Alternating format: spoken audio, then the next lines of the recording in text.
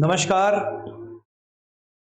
Good afternoon. मैं सनी आपका हार्दिक स्वागत करता हूं संकल्प स्टडी सर्कल के एप्लीकेशन में। उम्मीद करता हूं आप सब लोग बढ़िया होंगे। तो एक बार सभी बच्चे जल्दी से लाइव आ जाएं। और ये बच्चे एक आपका पहला क्लास है और सबसे पहली बात, इस क्लास की बात क्या है, सारी चीजों को मैं एक बार डिस्कस करता हूं। तो बच्चे, ये जो क्लास आपके लिए स्टार्ट किया गया है, ये बैच जो है, ये एसआई मेंस को देखते हुए ये बैच बनाया गया है। तो बच्चों, यहाँ पे हम लोग किस तरीके से इस एसआई मेंस का बैच कवर करेंगे, पहले मैं थोड़ा बता दे रहा हूँ। बाकी एक और वीडियो होगा जिसमें मैं पूरे सिलेबस के बारे में डिस्कस करूंगा, किस तरीके से हम सारी चीजों को कवर करेंगे। लेकिन ये जो पहली क्लास है बच्चे, इसमें मैं आपको थोड़ा बहुत बता देता हूं, तो ध्यान से सुनिएगा बच्चे। ये स्पेशल मैथ्स की क्लास रहेगी और ये मैथ्स की क्लास बच्चे डेली 12:30 बजे मैं स्टार्ट करूंगा। आज थोड़ा लेट हुआ क्योंकि पहला क्लास था, सारी लिंक्स वगैरह शेयर करने में थोड़ा बहुत टाइम लगा। और ये क्लासेस बच्चे एप्लीकेशन में ही चलेगा। और जैसे मैं आप अपने बारे में बताऊं तो मेरा नाम सनी प्रताप सिंह है और करीब मेरा 8 से ऊपर सालों का एक्सपीरियंस हो चुका है टीचिंग का। और मैं रेलवे में एज ए ट्रेन मैनेजर, जिसको आप गुड्स गार्ड्स बोलते हैं, एनटीपीसी 2015 में मैंने क्रैक किया था और काफी समय से बिलासपुर में यहाँ पे टीचिंग कर रहा हूँ। तो उसी एक्सपीरियंस के साथ मैं आपको ये पूरा बैच प्रोवाइड करने वाला हूँ। और इस बैच की विशेष बात क्या होगी वो थोड़ा सा हम लोग डिस्कस कर लेते हैं। और आज एक टॉपिक भी हम लोग स्टार्ट कर देंगे। तो सबसे पहली बात, अगर मैं मैथ्स स्पेशल की बात करूं तो आपके सीजीएसआई में ये 200 नंबर का पेपर होने वाला है, पेपर नंबर 3। तो उस पेपर में सबसे पहली बात, मैथ्स अगर मान लीजिए आता है या रीजनिंग, दोनों का कॉम्बिनेशन आता है, तो मैथ्स दो हिस्सों में बटा है बच्चे। एक होता है अंक गणित और दूसरा होता है एडवांस, जिसको अर्थमेटिक बोलते हैं, और दूसरे को क्या बोलते हैं बच्चे, एडवांस मैथ्स बोलते हैं। तो हम यहाँ पे जो कवर करेंगे बच्चे, वो अर्थमेटिक को भी कवर करेंगे और साथ में क्या करेंगे, एडवांस। और चैट में आप एप्लीकेशन में बकायदा आप मैसेज वगैरह करके अगर कोई तकलीफ होता है, कोई डाउट होता है, तो वो भी आप मुझसे पूछ सकते हैं। और सारी क्लासेस डिजिटल बोर्ड में तो चलेंगी ही, और आपका मैं डाउट भी क्लियर करते जाऊंगा। एप्लीकेशन में कुछ ऐसे भी फीचर्स हैं कि आप बोलकर भी डाउट पूछ सकते हैं। वो मैं कुछ दिनों के, मतलब एक आध क्लास के बाद फिर मैं आपको एक आध दिन वीडियो बना के बताऊंगा। सबसे पहले समझिएगा, मैथ्स में दो हिस्सों में बटा है बच्चे, एक हो गया अरिथमेटिक और एक हो गया एडवांस। सबसे पहले तो एक बात मैं आपसे कहना चाहूंगा, बहुत सारे बच्चे अभी सोच रहे हैं कि महीने भर में पेपर हो जाएगा तो वो मैथ्स को कैसे कवर करें। तो सबसे पहली बात बच्चे, एसआई मेंस का भी अगर मान लीजिए हो भी जाता है तो रिकॉर्डेड वीडियोस भी मैं आपको प्रोवाइड कर दूंगा। ऑलरेडी रिकॉर्डेड हमारे यहाँ पड़ा हुआ है 150 के ऊपर लेक्चर। इसी कोर्स में आपको रिकॉर्डेड वीडियोस भी मिल जाएगा जिसमें पूरा मैथ्स कवर है। साथों साथ ये लाइव जो मैं ले रहा हूं, इसमें प्रत्यक्ष रूप से आपको डेली का डेली पढ़ाते भी चलूंगा। आप अपने एफिशिएंसी के अनुसार जो भी मैं पढ़ाऊंगा वो पढ़ते जाइएगा। अगर आपका इच्छा होगी कुछ और ज्यादा पढ़ना है तो आप रिकॉर्डेड फॉर्म में भी देख सकते हैं इस एप्लीकेशन के थ्रू। तो आपको उसका टेंशन लेने की जरूरत नहीं है। तो अर्थमेटिक की बात करेंगे और एडवांस की बात करेंगे। तो अगर मैं रेशियो की बात करूं आपके एग्जाम में, तो एडवांस का मतलब क्या होता है, जैसे बच्चे इसमें गिनती के 4 से 5 टॉपिक होते हैं। जैसे ज्योमेट्री हो गया, जिसको ज्यामिति बोलते हैं, क्षेत्रमिति, मेंसुरेशन। मेंसुरेशन के दो फॉर्म हैं, एक है 2D और एक है 3D। ये सारा हम कवर करेंगे। अलजेब्रा, बीजगणित, ठीक है, और क्वाड्रेटिक इक्वेशन, जिसको बोलते हैं द्विघात समीकरण। ये सारे टॉपिक्स बच्चे एडवांस मैथ्स के पोर्शन के अंतर्गत आते हैं। तो एडवांस मैथ्स हम कवर करेंगे। और अर्थमेटिक की बात करूं तो करीब इसमें बहुत सारे टॉपिक्स हैं, जैसे प्रतिशत हो गया, लाभ हानि। ये सारे टॉपिक्स जो होते हैं बच्चे, इनको अंकगणित के पोर्शन में कवर होते हैं। तो अगर मैं आपको पढ़ाऊं तो सबसे पहले बच्चे मैं एडवांस मैथ्स के पोर्शन को कवर करूंगा यहाँ पे। उसके पीछे का कारण क्या है, क्योंकि अगर देखेंगे तो इसमें कम टॉपिक्स भले हैं, लेकिन ये वेटेज उतना ही रखेगा जितना अर्थमेटिक रखेगा। क्योंकि अभी आप एग्जाम देख भी रहे होंगे, व्यापम वगैरह के एग्जाम, या फिर आप अभी जो पीएससी का भी एग्जाम देखे, उसमें ज्योमेट्री के क्वेश्चन अच्छे खासे पूछा हुआ था। तो ज्योमेट्री को हम इस तरीके से पढ़ लेंगे कि हमारे एग्जाम में अगर 5 से 7 क्वेश्चन आ जाए तो वो क्वेश्चन को हम बहुत ही बेटर वे में सॉल्व कर लें, और एक भी क्वेश्चन ऐसा ना हो कि जो आपसे ना बने। अर्थमेटिक भी कवर करेंगे, रिकॉर्डेड वीडियो अर्थमेटिक का पड़ा हुआ है, लेकिन सबसे पहले एडवांस करेंगे और फिर उसके बाद अर्थमेटिक में हम जाएंगे। क्योंकि मैक्सिमम बच्चों का एडवांस मैथ्स बहुत वीक होता है, और आप यकीन मानो 50% एडवांस तो 50% अर्थमेटिक, ये रेशियो रहेगा आपके एग्जाम में, या फिर 60-40 का। लेकिन अगर आप केवल 60 तैयार करके जाएंगे तो 40 तो आपको पूरा छोड़ना पड़ जाएगा एडवांस मैथ्स, अगर आप अच्छे से नहीं पढ़ेंगे। तो मेरा लक्ष्य ये रहेगा कि एडवांस मैथ्स कवर कराऊं। रिकॉर्डेड तो सभी का पड़ा है, लेकिन एडवांस मैथ्स कवर कराऊं, उसके साथ साथ मैं आपका अर्थमेटिक भी कवर करते चलेंगे। तो यहाँ पे हम मेन फंडे पे रहेंगे, जो चीज मैं आपको पढ़ाऊंगा उस पर फोकस करना होगा। बकायदा यहाँ पे प्रैक्टिस सीट भी दूंगा, पीडीएफ भी दूंगा हर क्लास का। तो क्लास के क्वेश्चन अलग होंगे, प्रैक्टिस करने के लिए अलग होगा। जब आपका पूरा कंप्लीट हो जाए 2 से 3 बार आपको घर में भी प्रैक्टिस करना होगा। तो जब आपका ये हो जाए तो उसके बाद आप प्रैक्टिस क्वेश्चंस अलग से लगाइएगा। लगाने के बाद 2 से 3 बार इतना चीज करने के बाद फिर आप मॉक टेस्ट दीजिएगा। आपको मॉक टेस्ट के लिए भी परेशान होने की जरूरत नहीं है। मैं मैथ्स के टॉपिक वाइज पूरा मॉक आपका शुरू कर रहा हूं और रीजनिंग का भी, तो उसमें कोई जरूरत आपको नहीं पड़ेगा। तो जैसे ये बैच में मैथ्स और रीजनिंग दोनों कवर कर रहा हूं, तो इस टाइम पे मैथ्स का लाइव रहेगा और 5 से 6 में बच्चे रीजनिंग का लाइव रहेगा। तो दोनों लाइव रहेंगे और साथ में कुछ रिकॉर्डेड वीडियोस पड़े हैं। अगर आपको लगे कि उनको भी देखना है तो आप उनका डेली 1-1 घंटे का शेड्यूल बना लो और उनको पढ़ते चलो, ठीक है। तो अभी हम लोग शुरू करते हैं बच्चे एडवांस मैथ्स से। तो एडवांस मैथ्स की मैं बात करूं तो सबसे पहले मैं सोच रहा था आपको ज्योमेट्री पढ़ाने के लिए। उसके पीछे का कारण क्या है ज्योमेट्री पढ़ाने के लिए? आप ये मत सोचना बहुत सारे बच्चों को डर लगता है ज्योमेट्री में, बट मैं आपको इतना इजी तरीके से पढ़ा दूंगा कि ये टॉपिक का एक भी क्वेश्चन आपका बाहर से नहीं आएगा। बस आपको ध्यान से सुनना होगा, समझना होगा और नोट्स भी साथ में बनाना होगा। वैसे मैं पीडीएफ भी आपको सेंड कर दूंगा जो भी मैं यहाँ पे पढ़ाऊंगा, तो इसलिए आपको टेंशन लेने की कोई आवश्यकता नहीं है। लेकिन बच्चे हम लोग ज्योमेट्री इसलिए पढ़ रहे हैं, इसके पीछे का कारण क्या है? अगर हम ज्योमेट्री अच्छे से पढ़ लेंगे तो हमको एडवांस मैथ्स में जो क्षेत्रमिति का पोर्शन होता है 2D और 3D, वो बहुत आसानी से समझ में आएगा। इसलिए बच्चे हम लोग शुरुआत करते हैं आज की क्लास का ज्योमेट्री से। सिलेबस का भी एक वीडियो बनाऊंगा जिसमें आपको अच्छे से समझा दूंगा, इसलिए अभी सिलेबस पे ना डिस्कस करके सीधे टॉपिक पे आते हैं। तो बच्चे आज की क्लास हम लोग जो शुरुआत कर रहे हैं मैथ्स का सबसे पहला पोर्शन एडवांस मैथ्स का, हम शुरुआत करते हैं बच्चे कहां से? ज्योमेट्री से, जिसको अपन हिंदी में ज्योमेट्री बोलते हैं। अब सवाल ये उठता है सर कि ज्योमेट्री में क्या क्या आएगा एग्जाम में, क्या क्या चीजें हमें पढ़ना पड़ेगा। तो ज्योमेट्री को बच्चे हम लोग किन हिस्सों में बांट लिए हैं, पहले उस पे चलते हैं। तो ध्यान से देखिएगा, ज्योमेट्री की मैं बात करूं तो सबसे पहले मैं आपको पढ़ाऊंगा लाइन एंड एंगल्स, रेखा व कोण। और कोई भी डाउट होगा, कोई भी सवाल होगा, आप कमेंट करके मुझे बताइएगा, ठीक है। तो सबसे पहले जो हम कवर करेंगे बच्चे, जिसका नाम होगा टॉपिक का लाइन एंड एंगल्स, जिसको बोलते हैं रेखा व कोण। रेखा व कोण का पूरा कंसेप्ट मैं बताऊंगा, जितना मैंने अभी तक नहीं बताया था वो सारी चीजें मैं इस क्लास में बताऊंगा काफी अच्छे से, और साथ में आपको क्लास की ही चीजें दिमाग में हो जाएंगी, आपको परेशान होने की जरूरत नहीं पड़ेगी। और लाइन एंड एंगल्स की प्रैक्टिस सीट भी मैं अलग से दूंगा, तो उनके भी क्वेश्चंस लगाइएगा, और क्लास में भी काफी क्वेश्चन मैं अभी फिलहाल में कराऊंगा। तो लाइन एंड एंगल, जिसको हिंदी में बोलते हैं बच्चे रेखा, लाइन को रेखा, और एंगल्स को क्या बोलते हैं बच्चे? कोण। अगर आपके स्टेट एग्जाम के बारे में बात करूं एसआई में, तो लाइन एंड एंगल से अच्छे खासे एग्जाम में क्वेश्चंस आएंगे। बाकी एसएससी की मैं बात करूं तो एसएससी वगैरह में नहीं पूछता है ज्यादा क्वेश्चन, आजकल कभी कभी आता है, लेकिन स्टेट एग्जाम में जरूर पूछता है। तो ये टॉपिक आपके लिए काफी इंपॉर्टेंट हो जाता है। लाइन एंड एंगल्स के बाद रेखा व कोण के बाद जो दूसरा चैप्टर होता है बच्चे, जो आपको कवर करना होगा यहाँ पे, वो होगा बच्चे त्रिभुज। त्रिभुज को अपन इंग्लिश में क्या बोलते हैं बच्चे? ट्राइंगल। ट्राइंगल भी मैं बच्चे अच्छे से कराऊंगा, काफी अच्छे क्वेश्चंस आते हैं इसके। और जैसे आप ट्राइंगल कंप्लीट करेंगे तो उसके बाद जो अगला हिस्सा जो होगा हमारा, जो मैं आपको पढ़ाऊंगा, वो बच्चे क्या होगा? सर्कल। सर्कल और ट्राइंगल के भी क्वेश्चंस काफी एग्जाम में पूछता है, याद रखिएगा। और जितना भी पढ़ाएंगे उतना एनफ रहेगा, आपको अलग से कोई किताब उताब पढ़ने की आवश्यकता नहीं पड़ेगी। और जैसे सर्कल आपका कंप्लीट होगा और एक लास्ट पोर्शन होगा बच्चे, जिसको हम लोग बोलेंगे क्वाड्रिलेटरल। इससे बहुत कम क्वेश्चन आते हैं, लेकिन अगर आएगा तो हम बनाएंगे, लेकिन इससे क्वेश्चन ज्यादा नहीं आएंगे क्वाड्रिलेटरल से। ज्यादातर पेपर में या तो ट्राइंगल आएगा या तो सर्कल आएगा। और लाइन एंड एंगल्स अगर हम एसआई की बात करें तो यहाँ पे जरूर बच्चे एक आध क्वेश्चन जरूर बनता है। तो यहाँ पे बच्चे इन टॉपिक्स को हम कवर करेंगे। क्वाड्रिलेटरल को हिंदी में बोलते हैं चतुर्भुज, और चतुर्भुज के साथ ही बच्चे इसी में ही मैं आपको कवर करूंगा बहुभुज। क्या बच्चे? बहुभुज। चतुर्भुज मतलब क्या हो गया बच्चे? क्वाड्रिलेटरल। बहुभुज हो गया बच्चे क्या? 2, 3 या 3 से अधिक भुजाओं की बंद आकृति। ये सारी चीजें हम आगे डिस्कस करेंगे, अभी केवल एक इंट्रोडक्शन टाइप का मैं आपको बता रहा हूं। तो शुरू करते हैं बच्चे सबसे पहले टॉपिक से। और आज की क्लास का जो टॉपिक का नाम है बच्चे, उसका नाम क्या है? रेखा व कोण। तो हेडिंग में लिखिएगा बच्चे रेखा व कोण, और यहां से हम लोग आज की क्लास को शुरुआत करते हैं। क्या आवाज वगैरह में कोई तकलीफ हो तो आप मुझे चैट में बता सकते हैं, अगर कोई तकलीफ नहीं है तो आइए सीधा कंटिन्यू करते हैं। तो आज की क्लास बच्चे जो शुरुआत हो रहा है, उस टॉपिक का नाम क्या है बच्चे? लाइन एंड एंगल्स, जिसको हम हिंदी में बोलते हैं बच्चे क्या? रेखा व कोण। तो सवाल ये उठता है सर कि रेखा व कोण ये जो टॉपिक है ये क्या है? पहले थोड़ा पूरा बेसिक सुनते रहिएगा, आपको कोई चीज रटने की जरूरत नहीं पड़ेगी, बस सुनते रहिएगा, सारा कुछ समझ में आ जाएगा, फिर क्वेश्चन हम करेंगे।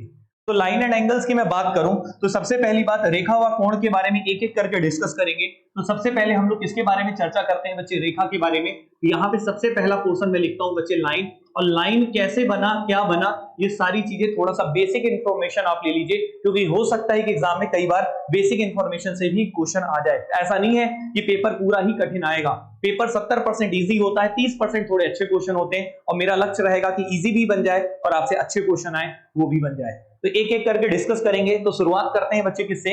लाइन से। किससे शुरुआत करते हैं? लाइन से।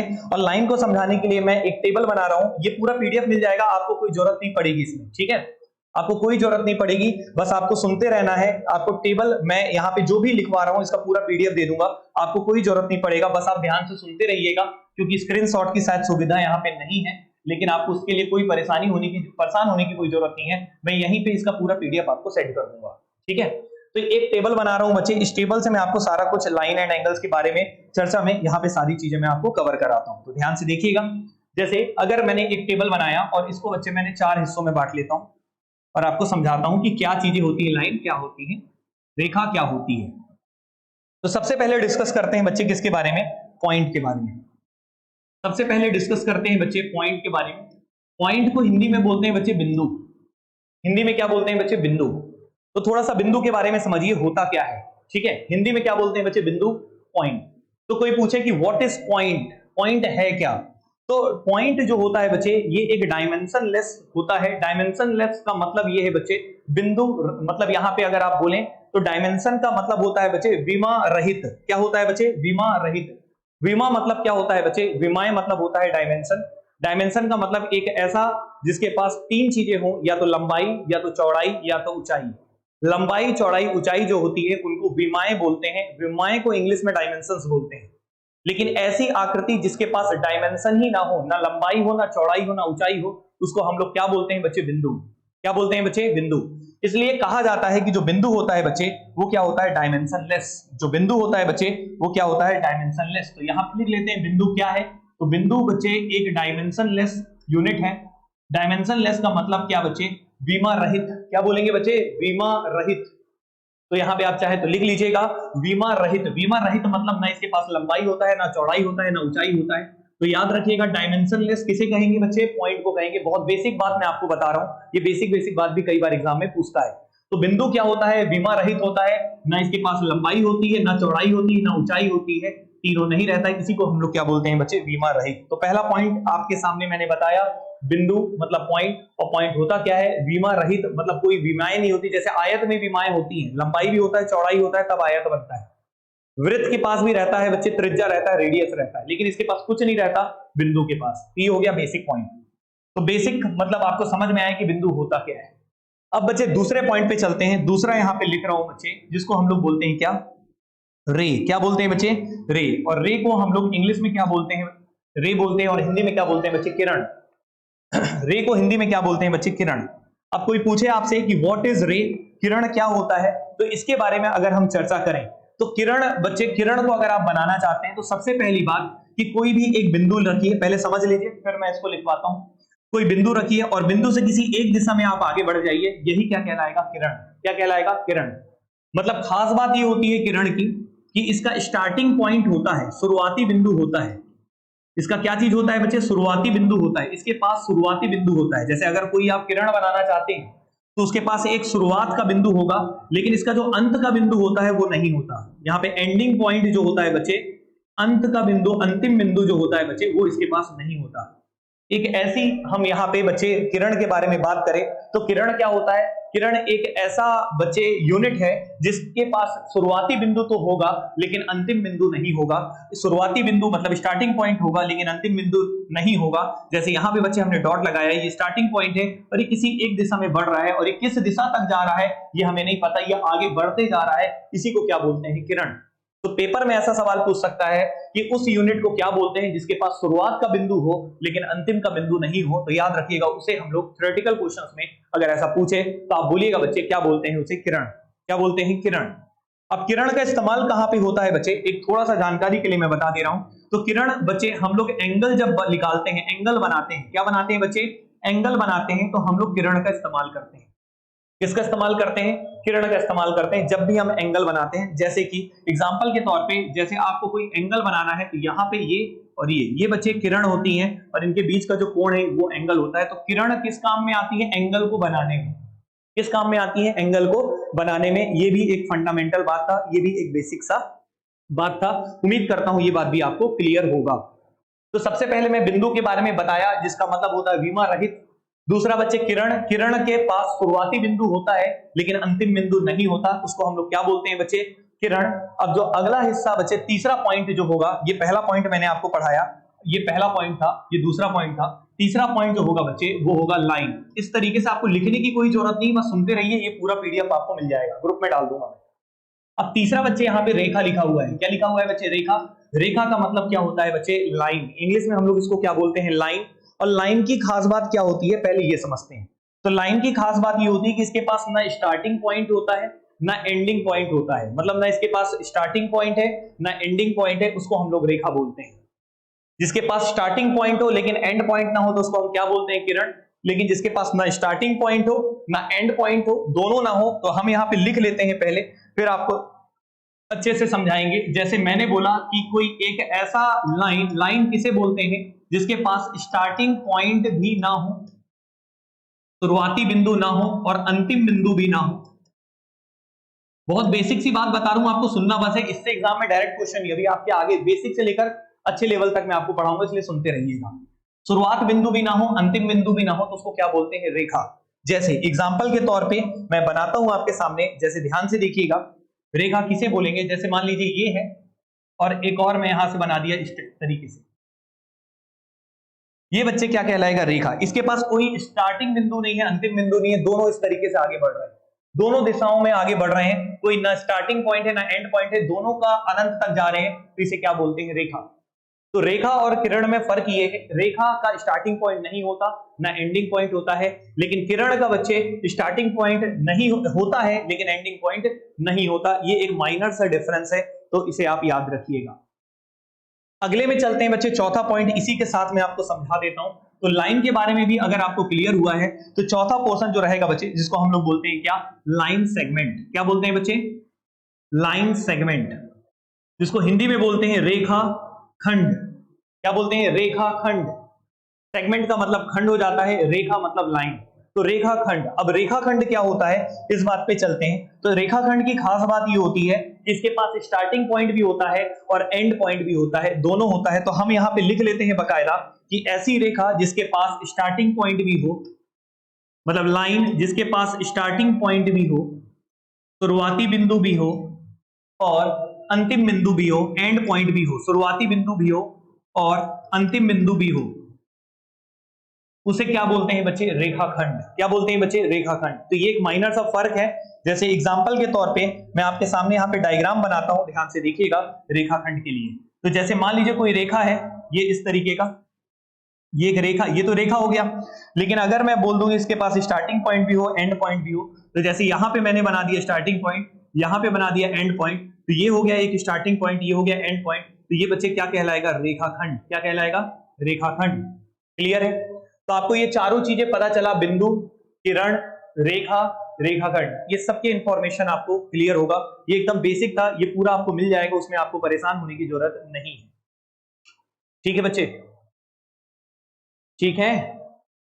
तो यहां तक कोई दिक्कत नहीं होगा, यहां तक आपको समझ में आया। अब देखो इसे सवाल क्या बनता है, ये तो सर आपने बेसिक बता दिया, फंडामेंटल बता दिया। पहले बताओ यहां तक समझ में आया, तो एक बार चैट में बोलो यस सर समझ में आया है, जल्दी से बताओ, फिर मैं आगे बढ़ता हूं। अब इससे सवाल कैसे पूछेगा एग्जामिनर, ये मैं आपसे पूछता हूं, ध्यान से देखिएगा। 3 प्रकार के सवाल इससे एग्जामिनर पूछता है। सबसे पहला जो होता है बच्चे, एक बार चैट में आ जाइए ताकि आपका भी कॉन्फिडेंस आएगा कि हाँ ऑनलाइन में ऐसा कोई दिक्कत नहीं है कि हम ऑनलाइन पढ़ रहे हैं ऑफलाइन पढ़ रहे हैं, आप मेरे प्रत्यक्ष सामने हैं, मैं ये उम्मीद कर रहा हूं। और आप चाहें तो जो कमेंट करेंगे वो मुझे दिखेगा और मैं आपका उसका जवाब भी दूंगा। ठीक है, ठीक है। चलिए राज, वेरी गुड, ठीक है ना, ओके महेंद्र, वेरी गुड, चलिए बहुत बढ़िया। तो अब बच्चे यहां तक अगर आपको क्लियर है, तो अब मैं जो आपको बता रहा हूं वो एक इंपॉर्टेंट पॉइंट है। 3 प्रकार के सवाल होते हैं, जैसे समझिएगा, एक एक करके मैं यहां पे डिस्कस करूंगा।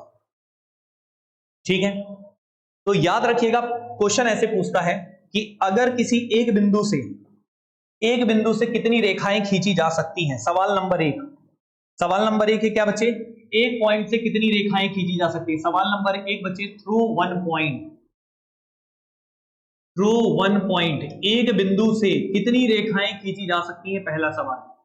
दूसरा सवाल, 2 बिंदुओं से कितनी रेखाएं खींची जा सकती हैं, 2 बिंदुओं से कितनी रेखाएं खींची जा सकती हैं, सवाल नंबर 2। ठीक है Nisha, very good, Satish very good.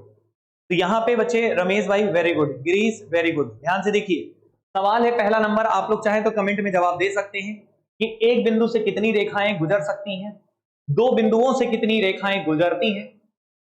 ठीक है, यहां तक क्लियर है, दो सवाल क्लियर है। कोई दिक्कत है बच्चे, कोई दिक्कत यहां पे? और तीसरा सवाल है कि किसी एक रेखा में कितनी बिंदु होती है। तीसरा सवाल यहां लिख रहा हूं कि ऑनलाइन मतलब क्या, किसी एक रेखा में कितने बिंदु होते हैं, किसी एक रेखा में कितने। तो ये तीन प्रकार के सवाल एग्जामिनर आपसे पूछता है।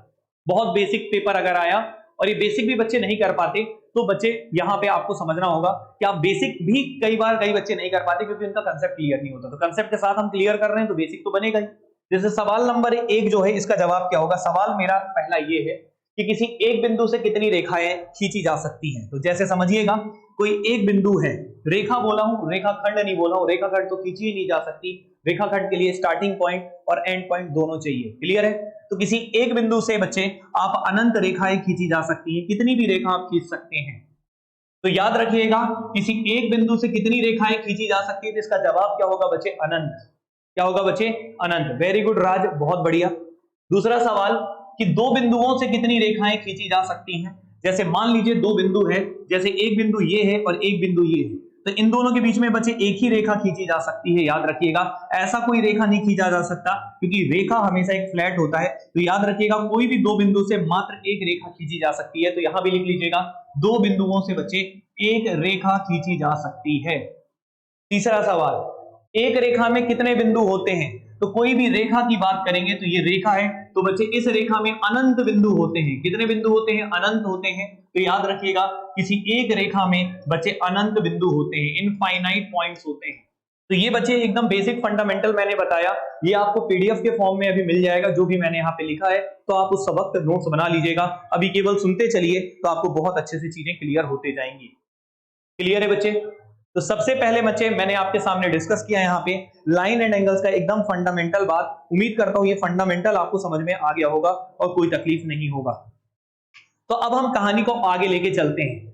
तो हमने लाइन के बारे में देखा, अब हम लोग बच्चे लाइन के और कितने प्रकार होते हैं, कौन कौन से लाइंस होते हैं ये देखते हैं और फिर हम आगे बढ़ेंगे। आज आप देखना बहुत शानदार क्वेश्चन भी आप करेंगे।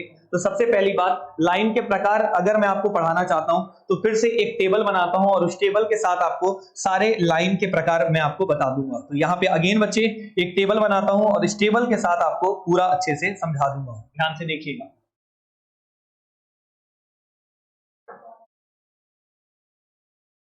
ठीक है, ये हमने बना दिया बच्चे।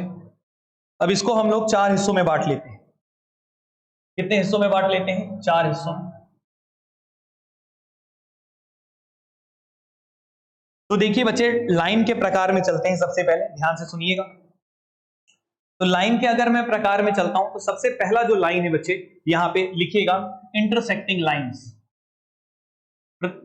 इंटरसेक्टिंग लाइंस जिसको हम लोग हिंदी में बोलते हैं प्रतिच्छेदित रेखा। प्रतिच्छेदित रेखा, इंटरसेक्टिंग लाइंस। इंटरसेक्टिंग लाइंस जिसको हम लोग हिंदी में बोलते हैं बच्चे प्रतिच्छेदित रेखा। इंटरसेक्टिंग लाइंस, थोड़ा फास्ट लिखिएगा, ठीक है। इंटरसेक्टिंग लाइंस, प्रतिच्छेदित रेखा, पहला। दूसरा रेखा जो होता है, एक एक करके मैं डिस्कस करूंगा, पहले पूरा लिख दे रहा हूं और फिर मैं आगे चलता हूं ताकि समय बचे। तो सबसे पहले बच्चे प्रतिच्छेदित रेखा है। दूसरा होता है बच्चे पैरेलल लाइन। क्या होता है बच्चे, पैरेलल लाइन, जिसको हम लोग बोलते हैं बच्चे समांतर रेखा। क्या बोलते हैं बच्चे, समांतर रेखा। सबसे पहला है प्रतिच्छेदित रेखा, दूसरा है बच्चे समांतर रेखा और तीसरा होता है बच्चे, समांतर रेखा आपने लिख लिया, प्रतिच्छेदित रेखा लिख लिया, तीसरा लिखेगा परपेंडिकुलर लाइन। Perpendicular line. मेरी कोशिश होगी हर एक बात को, बस थोड़ा पेशेंस रखना, सारी चीजें अच्छे से समझ में आएंगी। बस पेशेंस के साथ सुनते रहिएगा। ये टॉपिक सबसे ज्यादा इजी लगने वाला है आपको अगर आप ध्यान से सुनेंगे। तो बच्चे अगला जो मैंने लिखा है यहाँ पे, वो क्या, कौन सी लाइन लिखा बच्चे, आपके सामने लिखा है जो परपेंडिकुलर लाइन। क्या लिखा बच्चे, परपेंडिकुलर लाइन। और परपेंडिकुलर लाइन को अपन हिंदी में क्या बोलते हैं बच्चे, याद रखिएगा, लंब रेखा। परपेंडिकुलर का जो हिंदी होता है बच्चे, उसको हम लोग क्या बोलते हैं, लंब। क्या बोलते हैं, लंब रेखा। लंब रेखा, लाइन मतलब रेखा और परपेंडिकुलर मतलब लंब। तो तीसरा जो है बच्चे वो है लंब रेखा और चौथा जो होता है बच्चे ट्रांसवर्सल लाइन। चौथा क्या है बच्चे, ट्रांसवर्सल। क्या होते हैं अभी एक एक करके मैं आपको बताऊंगा, पहले यहां पे लिख लेते हैं। ट्रांसवर्सल लाइन, जिसको बोलते हैं तिर्यक रेखा। क्या बोलते हैं बच्चे? तिर्यक रेखा। लंब रेखा, तिर्यक रेखा, समांतर रेखा और प्रतिच्छेदित रेखा, ये 4 रेखाएं हैं। अभी चारों को बनाते हैं तब आपको समझ में आएगा कि कैसी रेखाएं हैं, तो ध्यान से सुनिएगा। तो अगर बच्चे मैं यहाँ पे बताऊं आपको, ध्यान से समझिएगा। प्रतिच्छेदित रेखा अगर मुझे ड्रॉ करना होगा तो मैं कैसे ड्रॉ करूंगा? अलग कलर के पेन से करते हैं बच्चे। ये जैसे एक रेखा है, ये क्या कहलाएंगी? प्रतिच्छेदित रेखा। दो रेखाएं अगर एक दूसरे को कट कर रही हैं तो वो कौन सी रेखा कहलाती है? प्रतिच्छेदित रेखा। लेकिन दो रेखाएं के बीच का डिफरेंस अगर बराबर हो तो उसको हम लोग क्या बोलते हैं बच्चे? समांतर रेखा। उनके बीच का अंतर क्या होना चाहिए? हमेशा बराबर होना चाहिए, तो इन्हें बोलते हैं समांतर रेखा। लंब क्या होता है बच्चे? लंब रेखा क्या होता है? जैसे कोई एक लाइन है और उसके ऊपर एक और लाइन खींची गई है और ये कितने डिग्री का एंगल बना रहा हो बच्चे? 90 डिग्री का, तो इसको हम लोग बोलते हैं बच्चे लंब रेखा। क्या बोलते हैं? लंब रेखा। अगला बच्चे ट्रांसवर्सल लाइन क्या होता है? ट्रांसवर्सल लाइन के बारे में अगर मैं आपको बताऊं तो ध्यान से सुनिएगा कि दो रेखाएं जो समांतर हो, पहले दो रेखाएं क्या हो? समांतर हो, और एक रेखा जो इसको प्रतिच्छेद करती है, तो जो रेखा प्रतिच्छेद करती है उसी को बच्चे हम लोग तिर्यक रेखा बोलते हैं, ट्रांसवर्सल लाइन बोलते हैं। तो ये क्या है बच्चे? एक लंब रेखा, और ये जो रेखा है बच्चे दो समांतर रेखाओं को जो कट कर रहा है, जो बाइसेक्ट कर रहा है, उसी को इंटरसेक्ट कर रहा है, उसी को हम लोग बोलते हैं बच्चे तिर्यक रेखा। क्या बोलते हैं? तिर्यक रेखा। अब थोड़ा सा एक इंपॉर्टेंट पॉइंट और समझ लो, इसके नोटेशन को समझ लो। जो नोटेशन हो सकता है कि आपके एग्जाम में यूज करता है, तो उसकी भी क्लैरिटी आपके पास होनी चाहिए। तो अगर जैसे मैं नाम रख दूं, इसका ए रख देता हूं, इसका नाम बी रख देता हूं, इसका नाम सी रख देता हूं, इसका नाम डी रख देता हूं, तो मैं इसको बोलूंगा कैसे?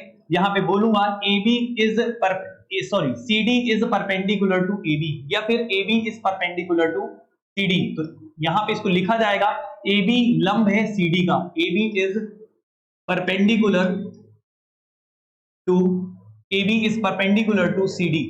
इसको लिखा कैसे जाएगा? हिंदी में लिखोगे तो AB लंब है CD का, और इस लंब के लिए जो चिन्ह लगाया जाता है, जो साइन लगाया जाता है, इस प्रकार का।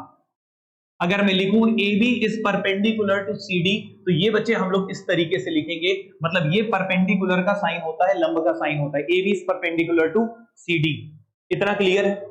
तो AB लंब है बच्चे किसका? CD का। तो इस तरीके से हम इसे लिखते हैं।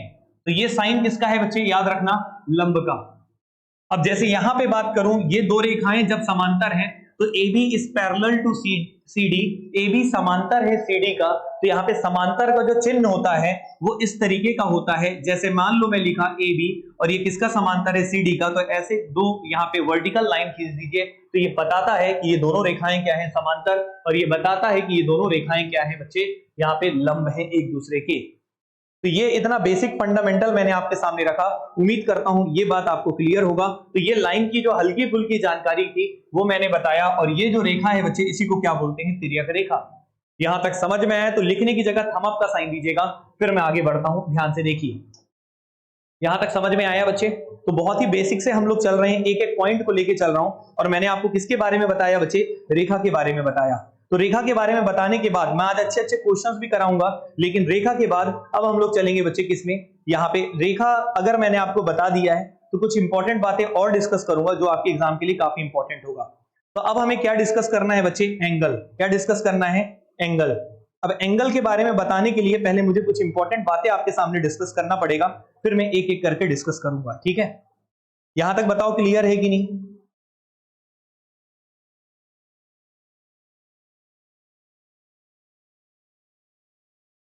ठीक है बच्चों?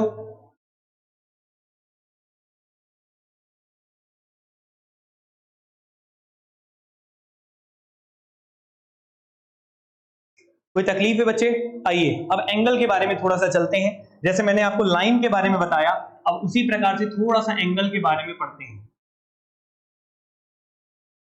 एंगल के बारे में जानकारी लेने के लिए अगेन मैं यहाँ पे टेबल बनाता हूं और उससे समझाऊंगा, तो आपको बेहतर वे में समझ में आएगा कितने प्रकार के एंगल होते हैं, जैसे हमने रेखाओं के बारे में पढ़ा।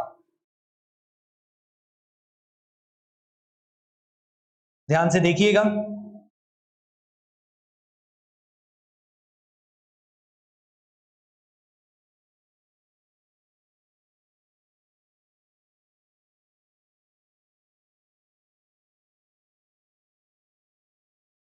ठीक है, एंगल के बारे में देखते हैं कौन कौन से होते हैं। सबसे पहला एंगल बच्चे आप लिखेंगे यहाँ पे, सबसे पहला एंगल लिखिएगा,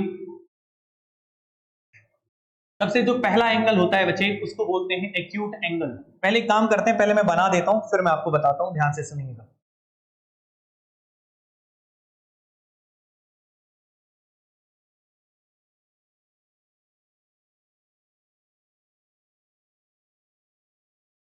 पहले एक बार बना दे रहा हूं, नहीं तो अलग अलग मेरे को मार्कर चेंज करना पड़ेगा तो दिक्कत होगा।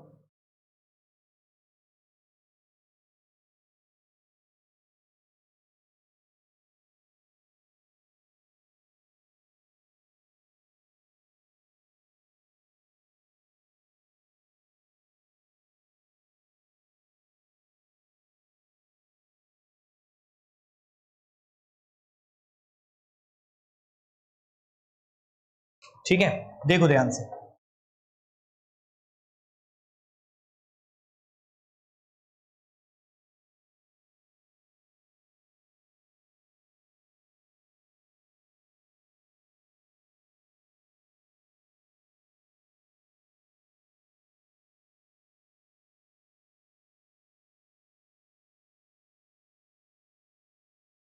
ठीक है बच्चों, चलिए एंगल के बारे में डिस्कस करते हैं। तो जो सबसे पहला एंगल है बच्चे, ये एंगल जो दिख रहा है बच्चे, ये क्या है? ये 90 डिग्री से कम है। किससे कम है? ऐसे दो किरण जा रहे हैं और दोनों किरण के बीच का जो कोण है, ये जो थीटा है, ये किससे कम है बच्चे? 90 डिग्री से कम है। किससे कम है बच्चे? 90 डिग्री से कम है। और 0 डिग्री से अधिक है। 0 डिग्री से अधिक और 90 डिग्री से कम हो तो इस एंगल को हम लोग बोलते हैं बच्चे acute angle. Acute angle Hindi में लिख लीजिएगा न्यून कोण। क्या बोलते हैं? न्यून कोण। न्यून कोण जिसको हम लोग इंग्लिश में बोलते हैं एक्यूट एंगल। क्लियर है? नाम पहले सुन लो थोड़ा सा, जिसका फंडामेंटल क्लियर ना हो, ताकि आपको अच्छे से समझ में आए। तो सबसे पहला एंगल मैंने लिखा बच्चे न्यून कोण, एक्यूट एंगल। लेकिन अगर दोनों के बीच में 90 डिग्री का हो तो इसको हम लोग बोलते हैं राइट एंगल। क्या बोलते हैं बच्चे? राइट एंगल, जिसको हम लोग क्या बोलते हैं बच्चे? समकोण। क्या बोलते हैं हिंदी में? समकोण। हिंदी में इसी चीज को समकोण बोलते हैं। तीसरा बच्चे, अगर एंगल आपका 90 डिग्री से अधिक हो, मतलब यहां पे थीटा किसके बराबर था बच्चे? 90 डिग्री के बराबर, तो समकोण था।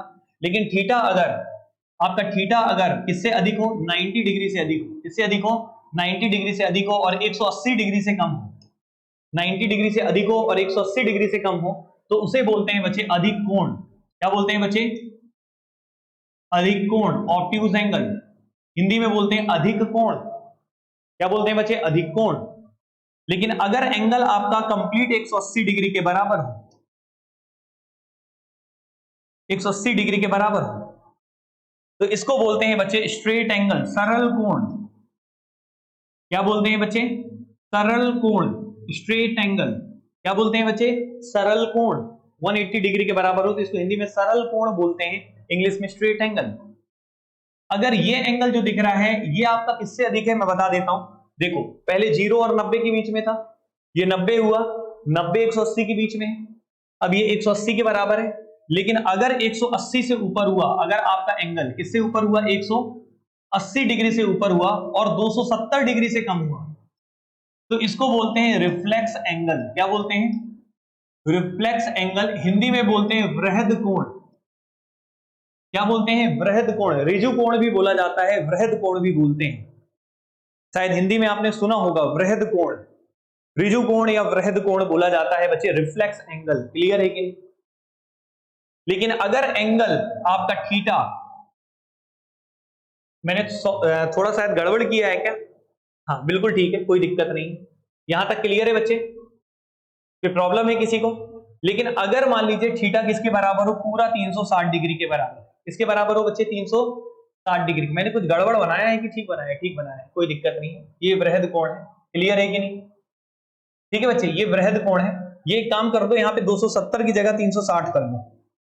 क्या कर लो बच्चे? 360। इसके पूरा बच्चे ये कहलाता है यहाँ पे। तो एक काम करते हैं, 270 ना लिख के 360 भी आप लिख सकते थे, कोई दिक्कत नहीं है। लिखना चाहो तो लिख लो, एक काम करते हैं मिटा देते हैं।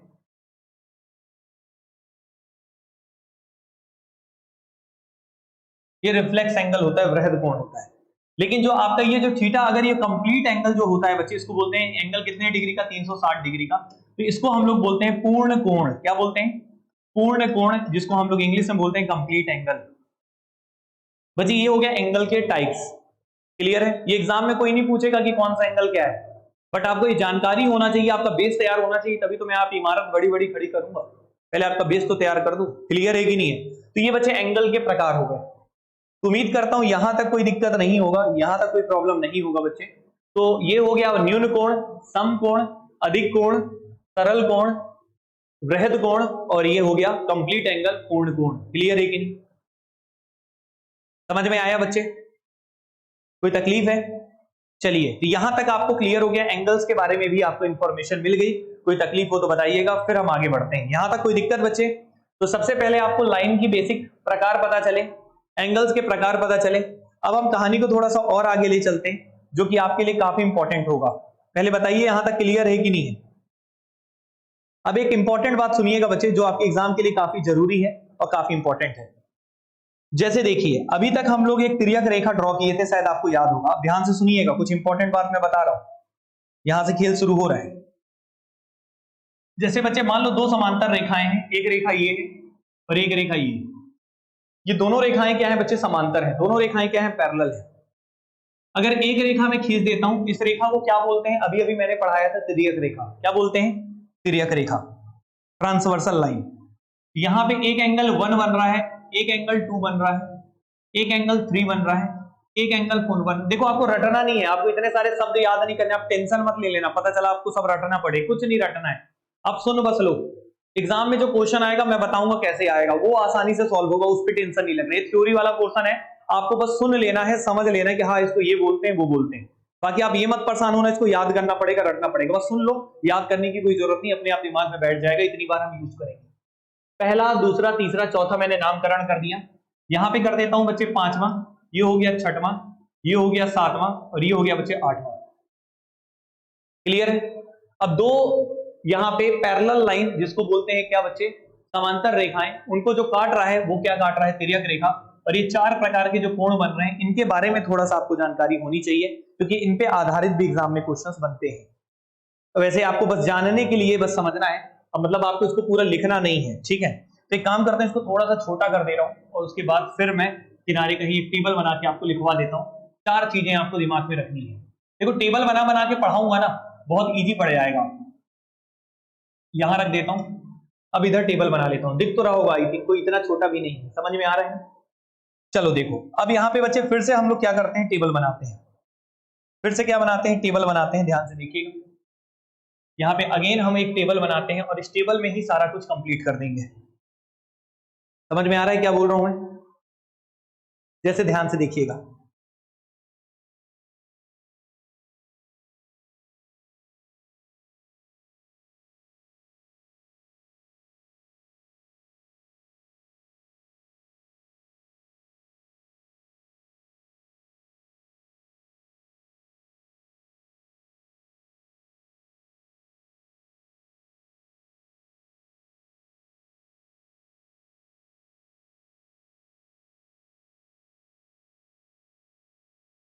ठीक है?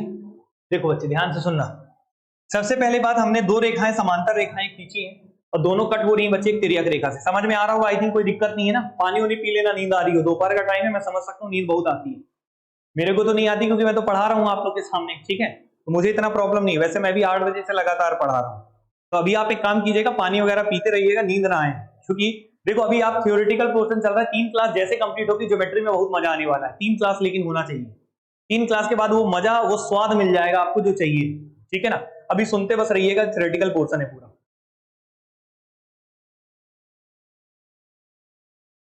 तो यहाँ पे क्या है बच्चे? दो रेखाएं था, एक रेखा का नाम हम यहाँ पे L रख लेते हैं, इस रेखा का नाम M रख लेते हैं, और L समांतर था किससे बच्चे? M से। एक एक करके एंगल के बारे में बात करते हैं। तो सबसे पहली जो रेखा होती है बच्चे, उसको बोलते हैं यहाँ पे संगत कोण। क्या बोलते हैं? संगत कोण। संगत कोण क्या बोलते हैं बच्चे? संगत कोण। इंग्लिश में बोलते हैं करस्पॉन्डिंग एंगल। क्या बोलते हैं बच्चे? Corresponding angle. हिंदी में लिखिएगा बच्चे संगत कोण। हिंदी में इसको बोलते हैं संगत कोण। मन में सवाल उठा होगा, सर व्हाट इज संगत कोण? संगत कोण होता क्या है? करस्पॉन्डिंग एंगल होता क्या है? तो संगत कोण पहचानना बहुत आसान है। जैसे ये बच्चे आपको एंगल 1 दिख रहा है और ये एंगल 5 दिख रहा है। संगत मतलब एक जैसे, एक जैसे कोण, एक जैसे कोण कौन कौन से दिख रहे हैं? तो अगर आप ध्यान से देखेंगे तो आपको क्लैरिटी के साथ समझ में आएगा। जैसे मैं यहाँ पे बना देता हूँ अच्छे से बड़ा वाला, थोड़ा ये दिख रहा होगा आई थिंक। तो यहाँ पे बच्चे हुए 1 है और ये क्या है 5 है। ये दोनों क्या कहलाएंगे? संगत कहलाएंगे, क्योंकि दोनों एक जैसे हैं। ये भी इधर है, ये भी इधर है, ऊपर में है, ये भी ऊपर में है, तो संगत कोण बोलते हैं। और संगत कोण हमेशा बराबर होते हैं। याद रखना ये प्रॉपर्टी होती है कि दो समांतर रेखाएं अगर एक तिर्यक रेखा से कटे तो उनके जो संगत कोण होते हैं उनका एंगल हमेशा सेम होता है। तो 1 बराबर 5। उसी तरीके से और कौन सा संगत होगा? जैसे यहाँ पे 2 आपने बनाया था और यहाँ पे क्या बनाया था? 6 बनाया था, तो ये 2 और किसके बराबर होगा? 6 के बराबर होगा। तो आप ये लिख सकते हैं एंगल 2 जो होगा बच्चे किसके बराबर होगा? एंगल 6 के। तो ये भी क्या हो जाएगा बच्चे? एक संगत कोण हो जाएगा। ये भी क्या हो जाएगा बच्चे? एक संगत कोण हो जाएगा। तो संगत कोण मतलब क्या? एक जैसे एंगल जो है वो क्या कहलाएंगे? संगत कोण। और कौन सा संगत कोण है ये अगर आप ध्यान से देखेंगे तो आपको और क्लियर होगा। जैसे ये वाला नीचे है और ये भी क्या है? नीचे है, तो ये दोनों क्या कहलाएंगे? संगत। रटना नहीं है, समझ के चलो, दिमाग में फिट हो जाना चाहिए बस, ठीक है? याद मत करना, रटो मत। ये संगत कोण एक जैसे कोण। तो यहाँ पे कौन सा है बच्चे? ये 4 है और ये क्या है बच्चे? 8 है। तो आप कह सकते हैं एंगल जो 4 होगा वो किसके बराबर होगा? एंगल 8 के बराबर। ये भी क्या है? संगत कोण। उसी प्रकार से ये वाला भी एंगल आपको दिख रहा होगा, ये भी नीचे है और ये भी नीचे है, और यहाँ पे हमने नाम क्या दिया था? यहाँ पे 3 दिया था और यहाँ पे 7 दिया था। तो एंगल 3 जो होगा वो किसके बराबर होगा? एंगल 7। और ये भी क्या हो जाएगा? एक संगत कोण। तो याद रखना कि संगत कोण बराबर होते हैं। और संगत कोण का अर्थ क्या है? ये बात आई थिंक आपको क्लियर हो गया होगा। तो आपको यहाँ पे संगत कोण के बारे में भी पता चला। समझ में आ रहा है दोस्तों? कोई तकलीफ, कोई दिक्कत, कोई हो तो परेशानी आप मुझे बताइएगा। वैसे उम्मीद करता हूं कोई तकलीफ नहीं होनी चाहिए। अगर आप चैट करके बता सकते हैं कि आप सोए तो नहीं है, ये तो बता ही सकते हैं, ठीक है? आइए दूसरा बच्चे हम चलते हैं। दूसरा होता है वर्टिकली अपोजिट एंगल, शीर्षाभिमुख कोण, वर्टिकली अपोजिट एंगल। आप टेंशन मत लो, क्लास में बढ़िया क्वेश्चन सब करवाया जाएगा। वर्टिकली अपोजिट एंगल, जिसको हिंदी में क्या बोलते हैं? शीर्षाभिमुख कोण। क्या बोलते हैं बच्चे? शीर्षाभिमुख कोण। नाम से ही समझ में आ रहा है, शीर्षाभिमुख, शीर्षाभिमुख, शीर्ष के विमुख, शीर्ष के उल्टा, शीर्षाभिमुख कोण। तो शीर्षाभिमुख कोण कौन से होते हैं? ध्यान से देखिएगा। जैसे यहां पे मैं बात करूं, तो यहां पे बात करूं, ये एंगल 1 दिख रहा है और ये एंगल 3, ये दोनों एक दूसरे के क्या है? अपोजिट हैं, शीर्षाभिमुख हैं। तो इनको बोलते हैं शीर्षाभिमुख कोण। शीर्षाभिमुख कोण अगर मैं बोलूं तो कौन सा है बच्चे? एंगल 1 बराबर क्या है? एंगल 3। ये क्या कहलाएगा? शीर्षाभिमुख कोण। क्या कहलाएगा? शीर्षाभिमुख कोण।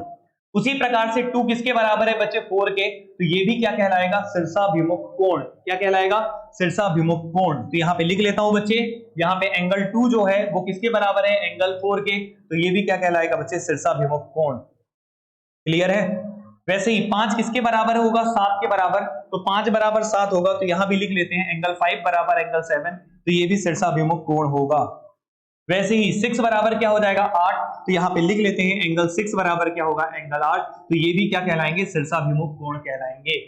तो आपको संगत कोण भी समझ में आ गया, शीर्षाभिमुख कोण भी समझ में आ गया। आई थिंक कोई दिक्कत नहीं होगा और यहां तक आपको कोई प्रॉब्लम नहीं होना चाहिए। समझ में आया बच्चे? हाँ या ना? अब बच्चे तीसरे में चलते हैं। तीसरे को बोलते हैं अल्टरनेट एंगल। तीसरा क्या होता है? Alternate angle. अल्टरनेट एंगल को हम लोग बोलते हैं बच्चे क्या? एकांतर कोण। आप सुन बस लो, रटना कुछ नहीं है ना। ये मत सोचना बहुत इतनी सारी चीज कैसे याद, कुछ याद नहीं करना है। ऐसे क्वेश्चन अलग टाइप के आते हैं, बहुत अच्छे से करवा दूंगा। अभी आज की क्लास में क्वेश्चन ही करेंगे, आप थोड़ा लंबा क्लास हो सकता है। सर एंगल के नाम हिंदी में लिख दीजिए। दोस्त राज हिंदी में मैं एक काम करता हूं, मैं बोल देता हूं, इसका लिख दे रहा हूं। एक्चुअली मेरी थोड़ी हिंदी की राइटिंग बहुत ही जबरदस्त है, मतलब समझ रहे हो ना, बहुत ही वाहियात है, तो वो थोड़ा सा होगा, बट मैं लिख देता हूं, ठीक है? कोई दिक्कत नहीं, आप मैनेज करना, ठीक है? एकांतर कोण, अल्टरनेट एंगल। बट आप हिंदी खुद लिखें, ज्यादा बेटर होगा। मेरे से अच्छी आप लिखेंगे हिंदी, क्योंकि हिंदी का मैं मास्टर हूं, समझ रहे हो ना? हिंदी मेरी अच्छी नहीं है, यहाँ पे हिंदी में अच्छे से लिख नहीं पाते। कितनी सुंदर लिखा, एकांतर कोण। क्या हो गया बच्चे? एकांतर कोण। समझ रहे हो? वर्टिकली अपोजिट एंगल को क्या बोलते हैं? शीर्षाभिमुख कोण। शीर्षाभिमुख कोण, विमुख कोण, शीर्षाभिमुख कोण। और इसको क्या बोलते हैं बच्चे? संगत कोण। लिख दिए थे। एकांतर कोण। एकांतर कोण क्या होता है? ध्यान से सुनिएगा, तब आपको क्लैरिटी के साथ समझ में आएगा। जैसे बच्चे ये हमने बनाया था डायग्राम, समझिएगा ध्यान से। एकांतर कोण का मतलब होता है एक को छोड़कर, मतलब एक को छोड़ो और दूसरा, मतलब जैसे ये 3, 3 का एकांतर कौन होगा? इसका एक ये है और इसको नहीं लेना है, इसके बगल वाले को लेना है, उसको छोड़कर। तो 3 का एकांतर कौन होगा? 5। ऐसे समझो 3 बराबर किसके होगा? 5। 1 का अंतर 3 बराबर 6 कभी नहीं होगा, 3 को 6 आएगा तो 6 को छोड़कर इसके इधर वाले को लेना, तो एकांतर कोण हो गया। तो यहां पे लिख लेते हैं एकांतर कोण का मतलब 1 का अंतर, तो एंगल 3 बराबर क्या होगा बच्चे? एंगल 5। ये एकांतर कोण कहलाएगा दोस्तों। क्लियर है कि नहीं? समझ में आ रहा है? ठीक है गिरीश, कोई दिक्कत तो नहीं? राज समझ में आ रहा बच्चे? एकांतर कोण क्लियर है? अब देखो एंगल 3 बराबर क्या हो गया बच्चे? एंगल 5। उसी प्रकार से बच्चे एकांतर कोण में चलेंगे तो ये 4 किसके बराबर होगा? सॉरी यार क्या कर दिया अपन, एंगल 4 किसके बराबर होगा बच्चे? 6 के बराबर। तो ये एकांतर कोण कहलाएगा। तो एंगल 4 बराबर हम क्या लिखेंगे बच्चे? 6। उसी प्रकार से एकांतर ये वाला था बच्चे, तो एकांतर कोण को हम लोगों ने बच्चे, ये आपको समझ में आया एकांतर कोण। तो लेकिन ये जो थे ये अंदर साइड थे कि नहीं थे? अंदर की ओर थे कि बाहर की ओर थे? तो ये दोनों, ये जो एंगल्स मैंने अभी मेजर किया है, जो निकाला है, जो बताया है, वो अंदर की ओर थे। इसलिए इनको जो बोलते हैं हम लोग बच्चे इंटीरियर अल्टरनेट एंगल बोलते हैं। इन दोनों को जो नाम देते हैं, इसको नाम देते हैं बच्चे इंटीरियर अल्टरनेट एंगल। अंततः एकांतर कोण लिख लीजिएगा, अंततः इंटीरियर, अंततः एकांतर कोण, इंटीरियर अल्टरनेट एंगल, अंततः एकांतर कोण लिख लीजिए बच्चे, अंततः एकांतर कोण। क्लियर है? क्यों बोल रहे हैं? क्योंकि अंदर की ओर है, जैसे 4 बराबर 6, 3 बराबर 5। क्लियर है बच्चे? तो ये अंततः एकांतर कोण होंगे, ये इसके बराबर और ये इसके बराबर। क्लियर है? उसी तरीके से जब अंततः हमने पढ़ा तो वहां भी होता होगा बाहर वाले, तो बाहर एकांतर कोण को बच्चे हम लोग बोलते हैं क्या? Exterior alternate angle. तो यहाँ पे इसलिए मैंने जगह भी ज्यादा छोड़ा था, इसलिए देख सकते हो आप सब चीज प्लानिंग के साथ चलती है, याद रखना। पढ़ाई भी तुम भी प्लानिंग के हिसाब से करोगे। एक्सटीरियर अल्टरनेट एंगल, बाह्य एकांतर कोण, हिंदी में लिखेंगे बच्चे बाह्य, ऐसे लिखिएगा बाह्य एकांतर कोण, बाह्य एकांतर कोण। बाह्य एकांतर कोण कौन कौन से होंगे थोड़ा सा मैं बता दे रहा हूं, ध्यान से समझिएगा, फिर आपको क्लैरिटी के साथ समझ में आएगा। बाह्य एकांतर कोण कौन होगा? जैसे ये 2 है और ये क्या है? 8 है। 2 बराबर क्या होगा बच्चे? 8। इसको बोलेंगे बाह्य एकांतर कोण। तो बाह्य एकांतर कोण में हम लिख लेते हैं एंगल 2 बराबर क्या होगा बच्चे? एंगल 8। आपको रटना कुछ नहीं है भैया, मैं पहले ही बता रहा हूं। क्वेश्चन अभी मैं ऐसा तरीका बताऊंगा कि इतना आसानी से सॉल्व होगा, आपको कोई टेंशन नहीं लेना, बस आपको सुनते रहना। आज की क्लास पूरी सुनने वाली है और नोट्स तो दे दूंगा, आराम से कॉपी में लिख लेना घर में, ठीक है? पीडीएफ सेंड कर दूंगा ग्रुप में। तो 2 बराबर क्या हो गया? 8। तो बाह्य एकांतर कोण, उसी प्रकार से बाह्य एकांतर कोण एक और होगा बच्चे, कौन सा? इक्वल 1 बराबर क्या होगा? 7। 1 बराबर क्या होगा? 7। तो यहां पे लिख लेते हैं बच्चे एंगल 1 बराबर क्या होगा? एंगल 7। तो ये क्या हो गया बच्चे? बाह्य एकांतर कोण। ये क्या हो गया बच्चे? बाह्य एकांतर कोण। समझ में आ रहा है? हाँ या ना? तो राज, सतीश, गिरीश, महेंद्र, जो भी बच्चे लाइव हैं उन्हें ये बताइए अंततः एकांतर कोण और बाह्य एकांतर कोण यहां पे देख के आपको समझ में आ गया? संगत कोण समझ में आ गया? शीर्षाभिमुख कोण समझ में आ गया? यहां तक ओके है? तो इतनी कैटेगरी मैंने आपकी बताई, तो यहां पे आप इसे आप भूलेंगे नहीं, बस आप एक बार ध्यान रखिएगा तो आप कभी भूलेंगे नहीं, समझ के चलेंगे तो कोई प्रॉब्लम नहीं होगा। अब बच्चे आखिरी लिखिएगा बच्चे लीनियर पेयर, बस 3 भाग था, चौथा भाग लिखते हैं यहां पे लीनियर पेयर। इसको हिंदी में बोलते हैं लीनियर को रैखिक, क्या बोलते हैं? रैखिक युग्म। भूल चूक माफ है, हिंदी में अगर कुछ गड़बड़ लिखूं तो भूल चूक समझ के माफ करना, दूध भात समझना। युग्म, ठीक है? तो बच्चे लीनियर पेयर का मतलब होता है रैखिक युग्म। क्या होता है बच्चे? रैखिक युग्म। रैखिक युग्म क्या होता है ये मैं आपको बता देता हूं, ध्यान से समझिएगा। पहले बताइए इतना क्लैरिटी मिला कि नहीं मिला? यहां तक समझ में आया? मैं आज काम करता हूं आपके इसमें, थोड़ा सा इनको छोटा कर देता हूं, ये बहुत जगह घेर रहे हैं क्योंकि ये मुझे पसंद नहीं आ रहे हैं। रैखिक युग्म, और इनको बोल देते हैं आप इधर चले जाइए, ठीक है? अब रैखिक युग्म के बारे में थोड़ा सा समझिएगा, मैं बताता हूं। जैसे मान लीजिए 2 रेखाएं समांतर हैं, इनको ये रेखा कट कर रही है, ये एंगल 1 था, ये एंगल 2 है, ये एंगल 3 है, ये एंगल 4 है, ये एंगल 5 है, ये एंगल 6 है, ये एंगल 7 है, ये एंगल 8 है। ये बात आपको बताया गया? अब रैखिक युग्म क्या होता है यहां पे वो समझिएगा, वो इंपॉर्टेंट बात है। रैखिक युग्म का अर्थ क्या है पहले यह ध्यान से देखिएगा। रैखिक युग्म का मतलब ये है बच्चे, जैसे अगर मैं आपसे कहूं तो एंगल 4 दिख रहा है क्या आपको, और एंगल 1 दिख रहा है, इन दोनों का सम कितना होगा ये बताओ। तो कोई भी सीधी रेखा होती है हमेशा बच्चे वो 180 डिग्री का एंगल बनाती है, याद रखिए। कितना बनाती है बच्चे? स्ट्रेट एंगल बनाती है, सरल रेखा बनाती है। तो अगर मैं आपसे बोलूं एंगल 1 प्लस एंगल 4 कितना होगा? 180 डिग्री, हाँ या ना, इसकी प्रतिक्रिया जल्दी से दीजिएगा कमेंट में। एंगल 1 प्लस 4 बराबर 180 डिग्री होगा कि नहीं होगा? ठीक है, तो 1 प्लस 4 बराबर 180 होगा। तो अभी अभी मैंने बताया था ये एंगल 1 जो है ये एंगल 5 के बराबर होगा। क्यों होगा? क्योंकि ये दोनों एक दूसरे के संगत हैं, ये एक दूसरे जैसे हैं। 1 बराबर 5 होगा कि नहीं होगा? हाँ या ना? तो 1 के बराबर 5 है, इसलिए बच्चे आप ये एंगल 1 जो दिख रहा है इसको आप एंगल 5 लिख सकते हैं कि नहीं? आप एंगल 5 लिख सकते हैं क्योंकि 1 बराबर 5 होगा, क्योंकि संगत कोण अभी अभी पढ़ाए थे, ये दिख रहा होगा करस्पॉन्डिंग एंगल। तो ये बताइए एंगल 1 बराबर 5 है और ये 4 है, तो ये बच्चे एंगल 5 प्लस क्या हो गया? एंगल 4। निशा समझ में आ रहा है? गिरीश, रमेश जी, वेरी गुड बच्चे, बहुत बढ़िया। चलो अब ये बताओ एंगल 5 प्लस 4 का भी सम कितना होगा? 180 डिग्री होगा। कोई दिक्कत है? क्योंकि एंगल 1 बराबर 5 होता है, 1 प्लस 4 बराबर 180 है, तो मैंने 1 की जगह 5 रख दिया, तो ये 5 प्लस 4 बराबर 180 है। मतलब आपको एक इंपॉर्टेंट बात ये पता चला लीनियर पेयर वाला, रैखिक युग्म वाला, कि ये एंगल 4, सॉरी यहां पे थोड़ा सा वो कर देते हैं, एंगल 4 और एंगल 5 इन दोनों का योग कितना होता है? 180 डिग्री। इससे एग्जाम में क्वेश्चन बनते हैं।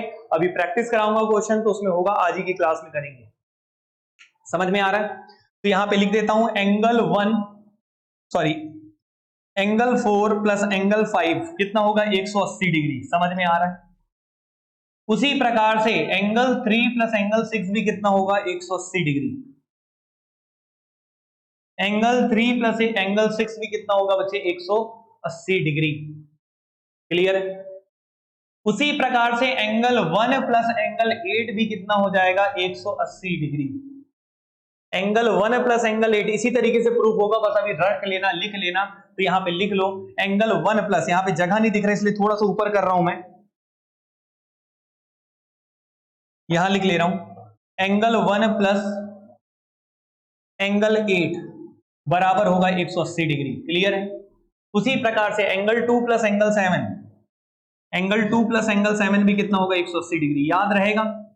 तो आप इसको रटिए मत, केवल समझिए, दिमाग में रखने की कोशिश कीजिए, अपने आप सारी बातें क्लियर होंगी। इस तरीके से बच्चे एक इंपॉर्टेंट पॉइंट भी मैंने आपको पढ़ा दिया यहाँ पे। अब हम इसके आगे बढ़ेंगे, लेकिन पहले बताइए इतना समझ में आया कि नहीं आया? एक बार इसको ध्यान से देख लीजिए, कोई सवाल हो तो पूछिए, फिर हम आगे बढ़ते हैं। फिर एक बढ़िया सा क्वेश्चन कराता हूं मैं आपको, और फिर उसके बाद कुछ बढ़िया वैरायटी कराऊंगा, फिर कंप्लीट होगा। मतलब हो सकता है कि आज थोड़ा क्लास 1 घंटा 15 मिनट, 1 घंटा 20 मिनट की चले। ठीक है, पहले बताइए इतना समझ में आया कि नहीं आया? टफ तो नहीं लग रहा है ना? अभी एकदम थ्योरेटिकल पोर्शन, इसलिए थोड़ा सा वो लगेगा। 3 दिन के बाद आपको मजा आने वाला है, बट अभी जो मैं बता रहा हूं उसको ध्यान से सुनिए। ऐसा नहीं, मैंने बहुत इजी तरीके से बताने की कोशिश कर रहा हूं, इसलिए टेबल के फॉर्म में बता रहा हूं। समझ में आ रहा है? सबको क्लियर है? हाँ या ना? जल्दी बताओ बच्चे। ठीक है, चलो, तो यहां तक तो कोई प्रॉब्लम नहीं होगा, यहां तक आप लोग को समझ में आ गया होगा। अब हम कहानी को और आगे लेके चलते हैं। अब इतना बात तो क्लियर हो गया। अब एक प्रश्न मैं आपके सामने रखता हूं, बहुत ही शानदार है, इसका इंपॉर्टेंट थ्योरम है, इस पे आधारित क्वेश्चन एग्जामिनर पूछ सकता है। ठीक है, वो क्वेश्चन मैं आपके सामने बना रहा हूं, ध्यान से देखिएगा कैसे। जैसे यहां पे मैंने एक लाइन खींचा, ये भी एक समांतर रेखा खींच दी, एक और समांतर रेखा खींच दी, एक और समांतर रेखा खींच दी। ठीक है, ऐसे बच्चे हमने 4 समांतर रेखाएं खींची, और यहां पे बच्चे हमने क्या खींच लिया? एक ट्रांसवर्सल लाइन। यहां भी खींच लिया एक ट्रांसवर्सल लाइन, तिर्यक रेखा जिसको आप बोलते हैं। यहाँ पे एक समांतर नहीं है, एक यहाँ पे ये 4 समांतर रेखाएं हमने खींचा है। कितने समांतर रेखाएं खींचा है? 4। पहले इसको बना लेते हैं, फिर समझाता हूं मैं आपको, ज्यादा बेटर रहेगा। पहले इतना ओके। अब इनका नामकरण दे देते हैं बच्चे थोड़ा सा, तो आपको क्लैरिटी के साथ समझ में आएगा। जैसे मैं यहाँ पे नाम दे देता हूं, यहाँ पे इस रेखा का नाम बच्चे P है, और इस रेखा का नाम क्या है बच्चे, क्यू। ओके, बिंदु का नामकरण कर देते हैं। जैसे यहां पे मैंने लिख दिया, ये वाला बिंदु जो है ये ए है, ये बिंदु बी है, ये बिंदु सी है, ये बिंदु डी है। उसी प्रकार से यहां पे भी कुछ बिंदु बने हैं, ई, एफ, जी, एच। ये प्रश्न है एक तरह का, इससे एक इंपॉर्टेंट थ्योरम मैं आपको बताने वाला हूं। ठीक है, मैं यहां पे लिख देता हूं, यहां पे कौन सी लाइन किससे है पैरेलल। इस रेखा का नाम एल है, इसका नाम एम है, इसका नाम एन है और इसका नाम ओ है। रेखाओं का नाम है L M N O. Question में गिवन है L is parallel to M, is parallel to O, is parallel to P. ये चारों रेखाएं एक दूसरे के समांतर है, चारों रेखाएं एक दूसरे के समांतर है। और P और Q एक तिर्यक रेखा है। क्या है बच्चे, तिर्यक रेखा। तिर्यक रेखा को हम लोग बोलते हैं ट्रांसवर्सल लाइन। क्या है बच्चे, तिर्यक रेखा। तिर्यक रेखा मतलब ट्रांसवर्सल लाइन। क्लियर है। अब बच्चे यहां पे एक इंपॉर्टेंट बात मैं आपको बताने वाला हूं, फिर मैं इसका क्वेश्चन करवाऊंगा। पहले इंपॉर्टेंट बात क्या है वो ध्यान से सुनिएगा और इसको दिमाग में रखने की कोशिश कीजिएगा। वो इंपॉर्टेंट बात ये है बच्चे, ध्यान से देखें। यहां पे बच्चे अगर मैं ए का और बी का जो भी लंबाई होगा, ए बी का जो भी रेशियो निकालूंगा, ठीक है, ए बी का जो भी रेशियो निकालूंगा, मान लो किससे, बीसी से। ए बी रेशियो बीसी में लिखूं, ए बी बटे बीसी, ए बी बटे बीसी, तो वो बच्चे हमेशा किसके बराबर होगा, जैसे यहां से ए बी लिए हैं तो इधर से भी क्या लेना पड़ेगा, ई एफ, और ये बच्चे क्या हो जाएगा, एफ जी। हमेशा याद रखना, इन दोनों भुजाओं का अनुपात इन दोनों के भुजाओं से हमेशा बराबर होगा। ऐसा इन दोनों का नहीं, किसी भी, मतलब जो भी भाग इधर से उठाऊंगा वही भाग इधर से भी वैसे ही उठाएंगे और उनका रेशियो हमेशा बराबर होगा। और इससे क्वेश्चंस बकायदा एग्जाम हॉल में आते हैं। जैसे एक और लिखता हूं, जैसे मैंने बोला ए बी बटे लिख दिया एडी, ए बी और किसका रेशियो एडी का, वो बच्चे किसके बराबर होगा, जैसे मैंने इधर से ए बी लिया है तो इधर से क्या लूंगा, ई एफ। अभी किसके बराबर होगा बच्चे, जैसे यहां पे एडी लिखे हैं तो यहां पे क्या हो जाएगा बच्चे, ई एच। हमेशा याद रखना, हमेशा याद रखना। एक पेपर में अभी एक क्वेश्चन आया था, सीजीपीएससी के सीसेट के पेपर में एक ज्योमेट्री का क्वेश्चन इसी प्रकार का दिया था। जो बच्चों को ये कंसेप्ट पता होगा वो तुरंत कर लिया होगा, जो नहीं पता होगा तो फिर अभी आराम किए होंगे वो आराम से। ठीक है, तो ये बच्चे बहुत इंपॉर्टेंट है। जैसे मैंने बोला ए बी बटा क्या लिखा, एडी, वैसे ही बराबर होगा ई एफ बटा ई एच। याद रहेगा बच्चे, इस पे आधारित क्वेश्चन कैसा है मैं करवाऊंगा। पहले बताइए इतना क्लियर है कि नहीं। सपोज कीजिए आपको ऐसा लिखना पड़े, इसमें रटना नहीं, जिस जैसे जैसे यहां लेंगे वैसे ही वहां लेना पड़ेगा। जैसे सपोज कीजिए मैंने लिख लिया बीसी, क्या लिख लिया, बीसी, और बटे मैंने क्या लिख लिया बच्चे, बीडी। सपोज करो बीसी बटे बीडी, तो ये किसके बराबर होगा, एफ जी। बीसी है तो इधर भी क्या हो जाएगा, एफ जी, बराबर यहां पे बीडी लिए हैं तो क्या हो जाएगा, एफ एच। क्या ये समझ में आया? अगर ये समझ में आया तो एक बार थंब अप का साइन, तो फिर एक क्वेश्चन करवाता हूं। जल्दी से बताओ बच्चे समझ में आए कि नहीं है। फिर इससे क्वेश्चन कैसे आते हैं वो मैं आपको बताऊंगा। पहले इतना बताइए क्लियर है कि नहीं। एक क्वेश्चन करवाता हूं फिर। गिरीश, सतीश, रमेश, राज, जो भी बच्चे लाइव जुड़े हैं जल्दी से बताइए उन्हें समझ में आया कि नहीं आया। ये रिजल्ट याद रहेगा कि नहीं रहेगा। बहुत बढ़िया,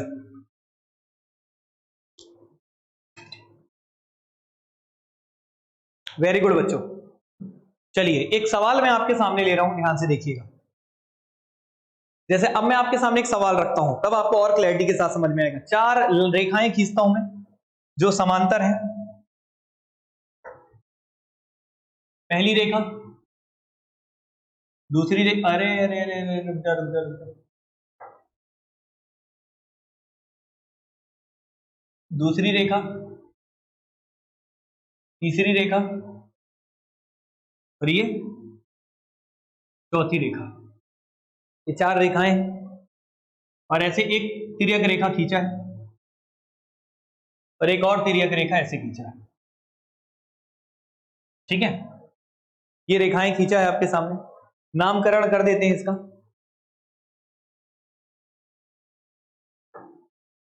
ये ए है, ये बी है, ये सी है, ये डी है, ये ई है, ये एफ है, ये जी है, ये एच है।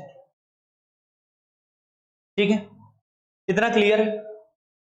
इसको लिख लिए बच्चे। अब जैसे मैं यहां पे कुछ लिख रहा हूं, ध्यान से देखिएगा। लंबाई दी हुई है,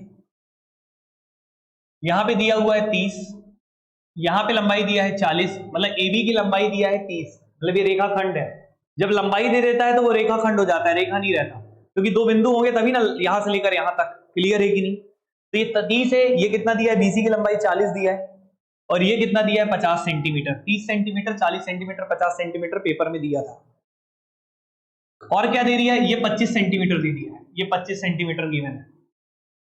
क्लियर है? ये 25 सेंटीमीटर गिवन है। और पेपर में पूछ लिया बच्चे आपसे EH की वैल्यू बताइए। किसकी वैल्यू बताइए? EH कितना होगा, EH की लंबाई कितनी होगी, EH बताना है बच्चे। क्या आपको समझ में आ रहा है? एक बात बताओ, ऑनलाइन पढ़ रहे हो बढ़िया, ऑफलाइन जैसा मजा आ रहा है ना, एकदम सामने ही ना, प्रत्यक्ष रूप से एक दूसरे की बातों को सुनते हुए, समय बचेगा भी और पढ़ाई भी अच्छी होगी। कोई ऐसा तो नहीं लग रहा है ना कि कई लोग बोलते हैं ना ऑनलाइन में हमें समझ में आएगा नहीं आएगा, सब समझ में आता है, ऐसा कोई भी दिक्कत नहीं है। ठीक है ना, ये टेक्नोलॉजी इतनी बढ़ चुकी है। सवाल है बच्चे आपके सामने, EH की वैल्यू फाइंड आउट करना है। किसकी वैल्यू बच्चे? EH की वैल्यू। आपको EF दे दिया है, EH की वैल्यू फाइंड आउट करना है। कैसे करेंगे, ध्यान से देखिए। तो सबसे पहली बात, ये सारी रेखा, और क्वेश्चन में गिवन रहेगा, ये मैंने यहाँ पे बोला नहीं है बट मैं लिख देता हूँ। ये लाइन का नाम L है, ये M है, ये N है, ये O है। बाकायदा बोलेगा L is parallel to M, is parallel to N, is parallel to O। और स्पर्श रेखाएं जो है इसका नाम दे देते हैं, इसका सॉरी तिर्यक रेखा का नाम दे देते हैं P और Q। और P और Q क्या है? तिर्यक रेखा है, ट्रांसवर्सल लाइन है। ऐसा पूरा क्वेश्चन में लिखा रहेगा, थ्योरी के फॉर्म में या डायग्राम बना रहेगा। और आपसे पूछेगा बच्चे किसकी वैल्यू निकालना है? EH की। तब आप क्या करेंगे एज ए स्टूडेंट, उस वक्त आपको कैसा बिहेव करना है, कैसे सॉल्व करना है, ये मैं आपको बताता हूं। तो सबसे पहले तो ये आदत डाल लो कि EH निकालना है, तो EH पहले देख लो कहां है, ये EH है, सही है, यहां से लेकर यहां तक।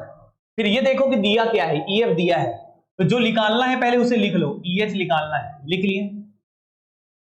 उसके बाद EH लिख लिए हो, अब साथ में EF आपको दिया है, तो जो दिया हो उसको जरूर लिख लो, क्योंकि एक चीज निकालना होगा तो दूसरी चीज देना जरूरी है। तो EH आपको निकालना है और EF आपको दिया है, ये रेशियो लिखा आपने। इसी रेशियो के हिसाब से आपको इधर भी लिखना है। जैसे EH है तो EH ये है, तो इसी के हिसाब से यहां देखेंगे तो ये क्या हो जाएगा? AD। क्या हो जाएगा? AD। जैसे EF की मैं बात करूंगा तो EF इतना है, तो यहां पे क्या है बच्चे? AB। क्या हो जाएगा? AB। क्लियर है? अब आप ये बताइए मुझे, EH की वैल्यू आपको फाइंड आउट करनी थी, बहुत बढ़िया, EH की वैल्यू आपको फाइंड आउट करनी थी, लेकिन EF की वैल्यू आपको दी हुई थी, कितनी दी थी? 25, तो यहां पे 25 रख दीजिए। AD आपको कितना दिया था बच्चे? तो AD आपको निकालना पड़ेगा, A से B 30 है, ये 40 है, ये 50 है, तो पूरा AD कितना होगा? तो यहां से यहां तक की लंबाई आपको ऐड करना पड़ेगा। तो 30 और 40 70, 70 और 50 हो जाएगा बच्चे 120, 70 50 हो जाएगा 120। क्लियर है? अब बच्चे AB कितना हो जाएगा? AB का मान कितना है? 30। कितना है? 30। 0 0 कैंसिल, 3 चौके 12, और ये 25 इंटू 4 कितना हो जाएगा? 100। तो यहां से पता चल जाएगा EH का मान हो जाएगा 25 गुणा 4, जो कि कितना होता है बच्चे? 100। और यही आपके प्रश्न का क्या होगा? जवाब। बहुत शानदार राजगिरीश, बहुत बढ़िया बच्चे। ये बताइए समझ में आया कि नहीं आया? तो हमने सॉल्व कर दिया, 0 0 3 चौके 12, 25 गुणा 4 होगा, तिर्यक गुणा हो जाएगा, तो 25 चौके कितना होता है? 100, और EH का मान आपको निकल जाएगा। क्या सभी को समझ में आया? तो क्या ये बताओ, अब ऐसे प्रश्न आएंगे तो आपको तकलीफ होगा? ऐसा ही क्वेश्चन एक आया था एग्जाम में, रिसेंट वाले में मैं बता रहा हूं। अगर आप अच्छा कंटेंट पढ़ के जाते हैं, क्वालिटी कंटेंट पढ़ के जाते हैं और आपको समझ में आता है, तो ऐसा हो ही नहीं सकता कि एग्जाम में क्वेश्चन ना बने। क्लियर है कि नहीं? यहां तक कोई तकलीफ आई थिंक नहीं होना चाहिए, और ये बात आपको समझ में आ गया। तो इस टाइप के क्वेश्चंस भी आप बना लेंगे, कोई प्रॉब्लम नहीं है। तो अब मैं आगे बढ़ता हूं, कुछ इंपॉर्टेंट बात आपके सामने रखूंगा। यहां तक समझ में आया बच्चे? अब लास्ट पोर्शन में चलते हैं आज की क्लास का। एक इंपॉर्टेंट कंसेप्ट बताने वाला हूं जिससे एग्जाम में क्वेश्चंस बनता है। एक इंपॉर्टेंट कंसेप्ट बताने वाला हूं जिससे एग्जाम में क्वेश्चन बनता है, फिर उनके क्वेश्चन बकायदा कराऊंगा और ये आज की क्लासेस के लिए पर्याप्त रहेगा। लाइन एंड एंगल्स में अगर क्वेश्चन आ जाए तो आपसे छूटेगा नहीं। बस वो आखिरी कंसेप्ट एक रामबाण की तरह काम करेगा, जैसे मैं आपके सामने बना रहा हूं, ध्यान से सुनिएगा। जैसे बच्चे एक काम करते हैं, फिर से टेबल बनाता हूं मैं आपके सामने। कितने टेबल बनाता हूं? एक टेबल, और ये टेबल कर देंगे पूरे इसको, पढ़ाई को, ठीक है ना? मजा आ जाएगा आपको, बस ध्यान से सुनते रहिएगा। तो एक टेबल बना रहा हूं बच्चे मैं आपके लिए, ठीक है? अब ध्यान से देखना, अब आखिरी चल रहा है बच्चे, थोड़ा सा पेशेंस रखो। 20 मिनट का और क्लास बचा है आज का, फिर खत्म है ये पूरा। और लाइन एंड एंगल्स इसी के साथ खत्म होगा। प्रैक्टिस सीट अलग से मैं दूंगा। अभी थोड़ा सा एकदम हड़बड़ाना नहीं ना, प्रैक्टिस सीट अब आज बोला हूं, हो सकता है कल मिल जाए। ये पीडीएफ तो मैं अभी दे दूंगा, आप पेशेंस रखना थोड़ा सा, ठीक है ना? कि हम वैसे लोग नहीं कि हमारे पास बहुत संसाधन हो, हमारे पास बहुत लिमिटेड संसाधन है दोस्त। उस लिमिटेड संसाधन में हम आपको क्वालिटी एजुकेशन प्रोवाइड करने की कोशिश कर रहे हैं। हम बड़े बड़े इन्वेस्टर वाले लोग नहीं हैं, हम बहुत सीधे साधारण लोग हैं, इसलिए हमें ही सारी चीजें करनी पड़ती हैं, इसलिए आप थोड़ा समझिएगा, ठीक है? अभी ध्यान से देखिए, बट हम आपको क्वालिटी कंटेंट और हर चीज जो प्रोवाइड करेंगे जो बाकी लोग कर रहे हैं, और उससे बेहतर तरीके से करेंगे, इस चीज की गारंटी हम देते हैं। देखिए, सबसे पहले कुछ सवाल है मेरे, जैसे मैं आपके सामने काम करता हूं, यहां पे बनाता हूं, ध्यान से देखिएगा, ठीक है? जैसे यहां एक लाइन खींचा हमने, ये एक लाइन खींचा, ये एक लाइन खींचा, ये एक लाइन खींचा, ये डायग्राम दिख रहा है सबको? एम बनाया हमने, क्या बनाया? एम बनाया। एक और एम बनाते हैं, इकट्ठा पहले पूरा डायग्राम बना दे रहा हूं, नहीं तो बार बार मेरे को लेना पड़ेगा। ये भी एक दिख रहा है एम और डब्ल्यू जैसा, ओके, ठीक है, ये डब्ल्यू जैसा है।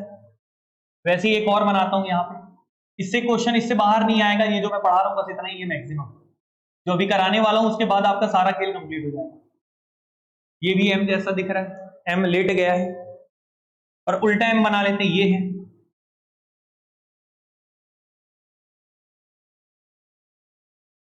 ठीक है बच्चे, ये हमने एम बना लिया, कोई तकलीफ तो नहीं।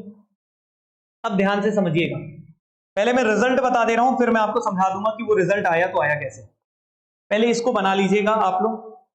अब मैं एक इंपॉर्टेंट बात कह रहा हूं बच्चे, जैसे एंगल ए है, मान लो यहां पे ये एंगल ए है, ये क्या है? एंगल ए है, और ये एंगल बी है। तो याद रखना, ये एंगल जो सी होगा वो हमेशा एंगल सी किसके बराबर होगा? एंगल ए प्लस बी के बराबर, हमेशा याद रखना। कैसे होता है इसका प्रूफ मैं अभी दूंगा, शायद ये कलर आपको दिख नहीं रहा होगा, अच्छे से दिख नहीं रहा है, ठीक है? तो एक काम करें, किस कलर से लिख लें यार? मजा नहीं आया, क्योंकि मुझे भी ऐसा फील हो रहा है। एक काम करता हूं, इसको इस कलर से लिखें, क्या दिख रहा है? हाँ, तो यहां पे लिख लेते हैं, इसका नाम ए एंगल है, इसका नाम क्या है? बी एंगल है। तो याद रखना, ये एंगल अगर जो सी है, तो याद रखना एंगल सी जो होगा वो होगा एंगल ए प्लस बी के बराबर, ठीक है? अभी सुनना, पूरी कहानी सुनना, यहां पे ध्यान है, ये ए अंदर है, ये बी अंदर है, तो सी कहां है? बाहर। उसी प्रकार से ए अंदर है, बी अंदर है, तो ये जो सी होगा, सॉरी यहां पे बी लिख देता हूं, बी बाहर। अब ए अंदर है, बी अंदर है, तो ये जो एंगल सी होगा वो बराबर होगा angle A plus angle B के। क्लियर है? उसी तरीके से बच्चे यहां पे नाम दे देता हूं ए, यहां पे नाम देता हूं बी, दोनों अंदर की ओर है, तो ये बाहर वाला एंगल जो सी होगा वो किसके बराबर होगा? ए प्लस बी। क्लियर? उसी प्रकार से ये एंगल ए अंदर है, ये अंदर है, तो ये बच्चे जो सी होगा, ये जो सी होगा वो होगा ए प्लस बी। क्लियर? समझ में आ रहा है? अब ये हुआ कैसे, इसका एक प्रूफ दे दूंगा तो चारों क्लियर होगा, लेकिन ये बताओ, ये दिमाग में रखोगे, दो अंदर एक बाहर वाला है, तो एम बनता है हमेशा। क्या बनता है? एम। एम बनना चाहिए। यहां भी एम बन रहा है, यहां भी एम बन रहा है, जैसे अगर आप देखेंगे तो ये भी एम बन रहा है, उल्टा एम, ये भी एम बन रहा है, यहां भी एम बन रहा है, और यहां भी एम बन रहा है। याद रहेगा?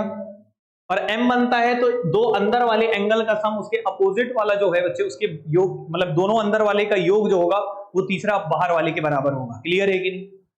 समझ में आया? पहले हाँ या ना जल्दी बताओ, फिर इसका प्रूफ बताता हूं कैसे होता है। तो थोड़ा प्रूफ जानना चाहोगे तो हाँ बोल दो, फिर मैं प्रूफ बताता हूं, फिर क्वेश्चन कैसे आते हैं तो देखना, धुआंधार खतरनाक खतरनाक क्वेश्चन तुरंत झटके में जवाब दोगे तुम। बस मेरी बात को याद रखना। पहले बताओ इतना क्लियर है कि नहीं? ठीक है, इसका प्रूफ बताता हूं, ध्यान से देखो। समझ में आया ये बात? प्रूफ बताता हूं, ध्यान से देखो। जैसे सपोज कीजिए ये एक लाइन है, ये एक लाइन, ये एक लाइन और ये एक लाइन, दिख रहा है सबको? डायग्राम दिख रहा है ना? अब यहां पे बच्चे इसी का प्रूफ बता रहा हूं मैं, प्रूफ कर रहा हूं कि कैसे आया है, कैसे आया है ये प्रूफ कर रहा हूं। तो ये एंगल आपको दे दिया था बच्चे ए, और ये एंगल दे दिया था बी, समझ रहे हो? तो ये एंगल सी जो है ये ए प्लस बी के बराबर कैसे है, ये मैं प्रूफ कराना चाहता हूं। तो प्रूफ कराने के पहले मैं आपसे कुछ इंपॉर्टेंट बात कहूंगा। आप एक काम कीजिए, एक लाइन खींच दीजिए अपने से, जैसे बीच में बिंदु दिख रहा है ना, तो आपको प्रूफ करने के लिए आपको एक समांतर रेखा खींचनी होगी इस बिंदु से। तो मैं इस बिंदु से मैं एक समांतर रेखा खींच देता हूं, जो ऊपर वाले के भी समांतर है और नीचे वाले के भी समांतर है।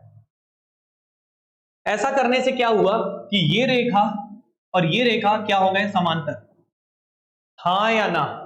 तो अगर ऐसा हो गया तो एक इंपॉर्टेंट बात समझिए, ये दोनों रेखाएं समांतर है, तो ये एंगल ए इसके बराबर होगा कि नहीं होगा, ये बताओ।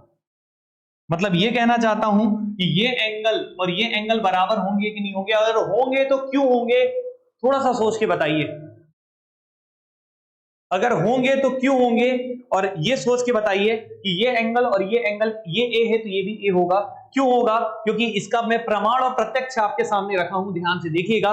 ये मैंने आपको पढ़ाया था, तो मैंने आपको बताया था यहाँ पे कि एंगल जो ये वाला जो मैंने आपको यहाँ पे समझाया था, कौन सा एंगल बच्चे, अल्टरनेट एंगल। कौन सा एंगल बच्चे? एकांतर कोण। शायद आपको याद होगा, एकांतर कोण के कारण, हाँ या ना? हाँ या ना, जल्दी बताओ मुझे। तो ये ए है तो ये भी ए रहेगा एकांतर कोण के कारण। उसी प्रकार से बच्चे, उसी प्रकार से यहाँ पे बी है तो ये एंगल क्या होगा, बी। यहाँ पे ये दोनों भी समांतर हैं तो ये अल्टरनेट एंगल के कारण बच्चे ये भी बराबर होंगे, हाँ या ना? तो ये एंगल ए है तो ये भी ए होगा, ये भी ए होगा और ये भी बी होगा। मतलब ये वाला पूरा एंगल क्या बन जाएगा, ए प्लस बी। तो यही चीज मैं बोल रहा हूं कि अगर m बन रहा हो, यहां पे एक एंगल ये है, एक एंगल ये है, a है ये b है, तो ये बाहर वाला जो एंगल होगा हमेशा a प्लस बी होगा। इस बात को अपने दिमाग में बैठा लीजिए। क्लियर है कि नहीं है, पहले इतना बताइए। जल्दी से, मैं 8 बच्चे, जो भी बच्चे लाइव हैं उनका मैं हाँ सुनना चाहता हूं, ये बात क्लियर है तो हाँ बोलो जल्दी से, अगर समझ में आया है तो। नहीं आया है तो नो बोल सकते हो आप, याद रहेगा? ठीक है, तो इस बात को अगर आप याद रखेंगे तो यकीन मानो अभी जो मैं क्वेश्चन कराने वाला हूं वो आप बहुत आसानी से करेंगे। बस उसके बाद फिर आज की क्लास कंप्लीट करेंगे। वो क्वेश्चन कर लेते हैं पहले। सबको समझ में आ गया? वेरी गुड बच्चे, ठीक है, चलिए बहुत बढ़िया। अब आइए कुछ क्वेश्चंस जो एग्जाम के क्वेश्चंस हैं, जो पेपर में आए हुए थे क्वेश्चन, उन क्वेश्चंस को मैं लेके और आपको सॉल्व करवाता हूं। तो सबसे पहले मैं कुछ क्वेश्चंस यहां पे बना लेता हूं, ध्यान से देखिएगा। फिर से मैं टेबल बनाता हूं, टेबल में ही सारे क्वेश्चन हो जाएंगे। 8 कितने क्वेश्चन, बहुत सारे क्वेश्चन है वैसे, ठीक है। 7 क्वेश्चन है, कितने क्वेश्चन है, 7, तो टेबल भी उतनी ही बड़ा बनेगा।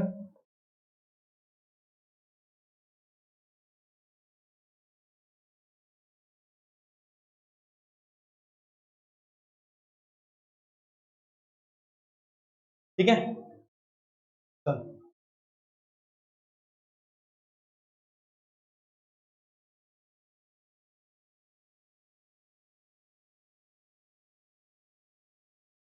कितने भाग में कर दें यार, इसको 3 भाग में करना ही पड़ेगा, नहीं तो दिक्कत हो जाए। 8 क्वेश्चन है ना, एक भाग ये, एक भाग ये,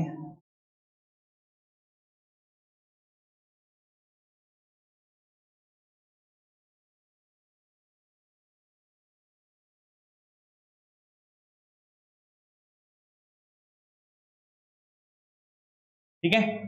1 2 3 4 5 6 7 8 9, 9 में हो जाएगा पूरा। ध्यान से देखना क्वेश्चन, ठीक है, बहुत अच्छे से। अगर दिक्कत होगा तो अपन बड़ा कर देंगे, कोई प्रॉब्लम नहीं इसमें।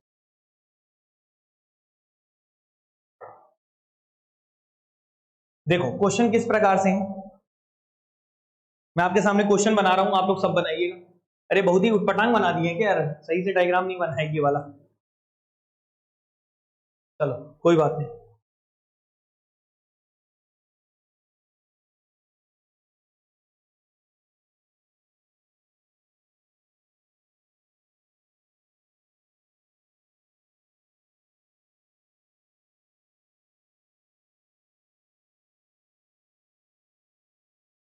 एक रेखा, 2 रेखा 3 रेखा, दिख रहा है सभी को? ठीक,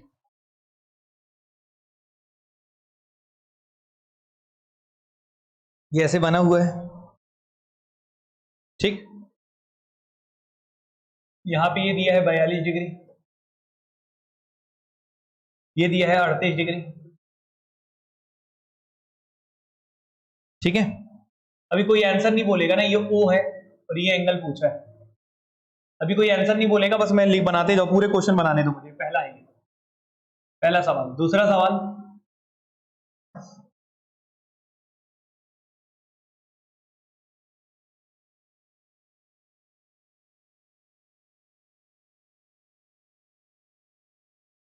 चौसठ डिग्री, 64 नहीं 67 है, 67 है, 23 है। ये पेपर में आया था क्वेश्चन, वैसे ही दे रहा हूं मैं। ये वाला निकालना है। ठीक है, तीसरा सवाल इधर बना रहा हूं।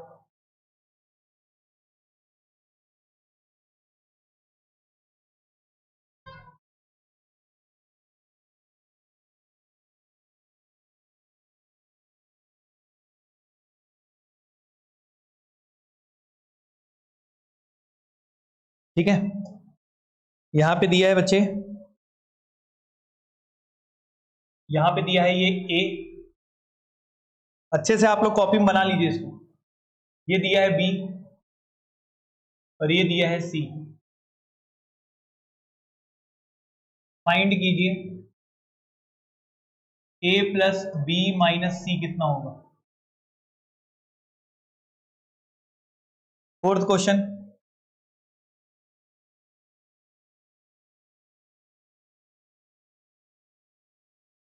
दिख तो रहा है ना? ठीक है,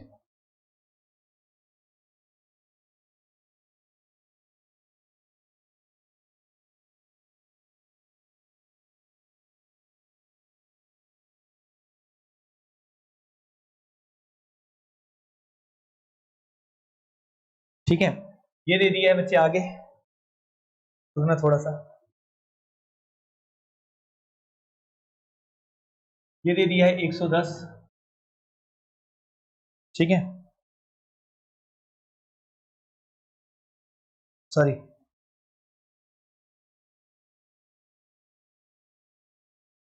100 डिग्री दे दिया। ठीक है,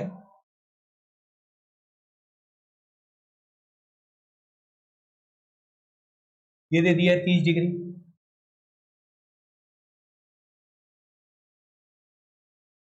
और ये दे दिया है x प्लस 10। आपको x फाइंड करना है, ऐसा आ गया पेपर में। ठीक,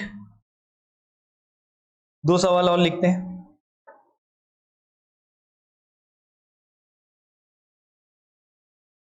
एक लाइन ये है,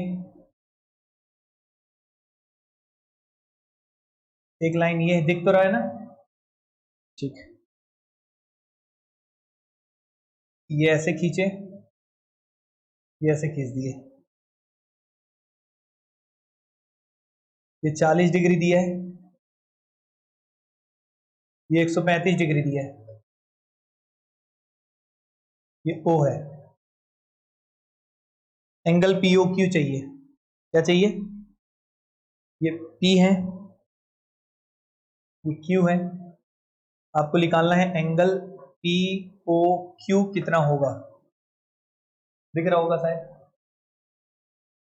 अगला,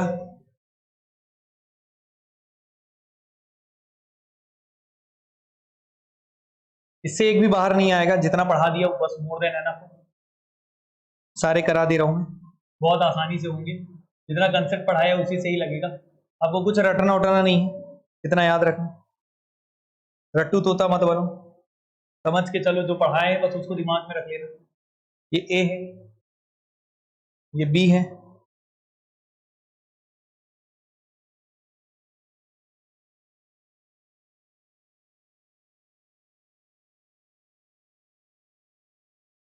और ये दे दिया है 135 डिग्री।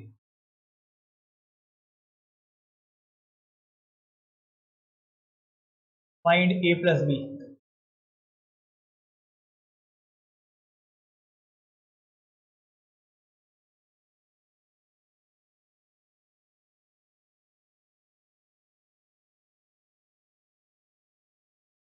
ये है एक सीधा रेखा,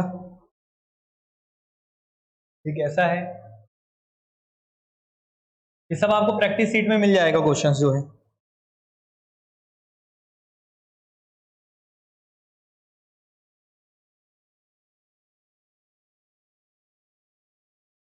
ये 60 डिग्री दिया है, ये 50 डिग्री दिया है।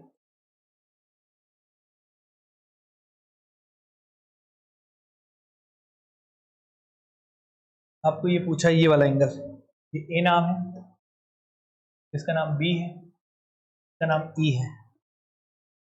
एंगल ए बी ई आपको फाइंड करना है। करिए सॉल्व, एक बार सॉल्व करिए फिर बताते हैं।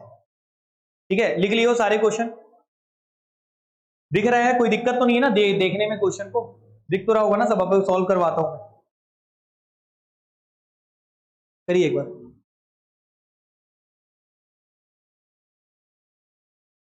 करिए बच्चे इसको जल्दी से।